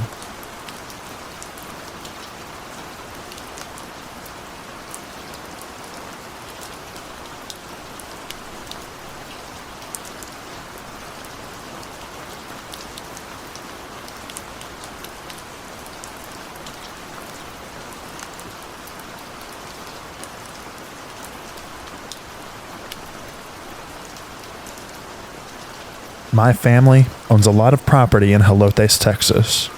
Our ranch actually has a ton of history. I grew up on this ranch. My dad owned a small single-wide trailer. We were neighbors with my tia and tío. They were around 100 yards to the left of us. The back of our trailer was placed really close to thick woods, so I didn't really have a backyard. We were kind of plopped right in the middle of the woods, but our driveway was connected to the main dirt road, if that makes any sense. Well, I always felt creeped out by the backyard area and our back door. Like I said, we didn't really have a backyard. It was a heavy, uncleared wooded area. We never used the back door. It was always locked with one of those chain locks on the inside. I was a very active kid. I couldn't ever sit still and chill. I always had to be outside exploring. Usually, my cousins and I would explore the ranch, build forts, and ride four-wheelers, but there were times when I would be exploring alone. I remember there was one time I was looking around the trailer alone, trying to find a good spot to build a fort. I was around 8 years old at the time. I went to the right end of the trailer to explore. This area had a large area of cleared brush, but behind me was the back wooded area. I remember walking around more focused on finding a good fort spot, when out of nowhere I felt a very uneasy feeling. My attention immediately went to the back wooded area. I felt as if someone was staring at me. The feeling was so intense, I booked it back into my house. I don't remember any other key details about that experience other than feeling like someone was near and staring at me. There was another time, not long after the staring feeling that I experienced, where I came home from my cousin's house to get some clothes since I was staying the night at her house around 9 p.m. My cousin's driveway connects to the main dirt road in the same area as my driveway. Anyway, when I opened the front door and walked into the trailer, I noticed the back door was completely open. Again, I was staying at my cousin's house, the next driveway over, and my dad was down the road at the local bar. No one had been in the trailer for hours. My dad never opened the back door ever, for any reason. I immediately felt very spooked and hightailed it back to my cousin's house without getting the clothes that I initially went there to pick up. There's many other things that happened that I have experienced on the ranch, but this experience is by far the most alarming for us. It was during the summer of 2007. We were 11 or 12 years old at the time. We were at my cousin's house. My dad took us to Hollywood Video earlier in the day to rent a movie. This was what he did to make up for being at the bar until 2 a.m. We ended up renting Texas Chainsaw Massacre and decided to watch it around 1 a.m. We chose to rent this movie and watch it at that time because we loved to get spooked. Well, after we finished the movie, it was around 2 a.m. We were still up and wanted to party, so we decided we would walk to my trailer and pick up my boombox so we could listen to our CDs we just burned on LimeWire and jam out and dance. Remember, my cousin's driveway is connected to my main road parallel to where my driveway was. We get to walking, and out of nowhere we hear a chainsaw going off in the hill, about 40 to 50 yards to the left of us, way too close for comfort. Again, this was 2 a.m. in the middle of nowhere. All the land surrounding us is owned by close family. None of them would ever opt to clear land or operate a chainsaw at 2 a.m. in pitch black. We had to use flashlight to see the dirt road in front of us. That's how dark it was. When we heard the chainsaw, we all paused and looked at each other super confused. Once we processed what was going on, we ran as fast as we could to my trailer, only because at that point it was closer than my cousin's home. Unfortunately, my dad wasn't home. He was out doing whatever he was doing, so we couldn't tell him about what we just heard or ask for a ride back to my cousin's. None of us had a cell phone at the time. We ended up grabbing my loaded .22 and walked back with it in hand. Luckily, we didn't hear the chainsaw again. To this day, my cousins and I are perplexed over this experience. There is no logical explanation for the chainsaw that we heard at 2 a.m. In a weird way, it almost sounded like a very loud recording of a chainsaw, rather than an actual chainsaw. Again, none of my family would wake up at 2 a.m. and start clearing land or brush, or play very loud chainsaw recordings for any reason. And I feel especially weirded out about this because we had just got done watching the Texas Chainsaw Massacre. Even though we were trying to get spooked, we know this wasn't just in our heads, nor were we expecting to hear what we heard. We all heard it clear as day at the same time. My cousins and I have told our family about this experience on a few occasions. My family's response is always weird. My dad got short with us and said, "Well, y'all shouldn't have been out at that time." My tia said something similar. "Well, this is why we always tell y'all to come inside once it gets dark." Some extra info. Our family has been in Texas since it was a part of Mexico. My cousins and I are a part of the Daughters of the Republic of Texas. Our history runs deep. We also have native/indigenous lineage. However, I don't know much about that. Anyway, I thought I would share my very mild, but very real and creepy experiences.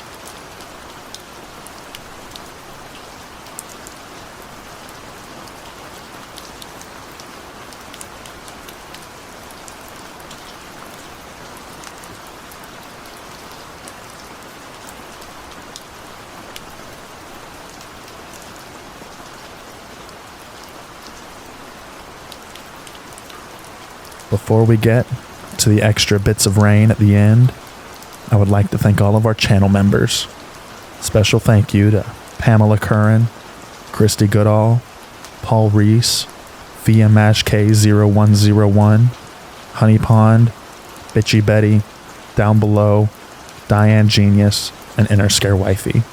Thank you guys so much for being a part of the Scare Squad. I appreciate it. If you're not a member, you can join in the link down below. Thank you so much.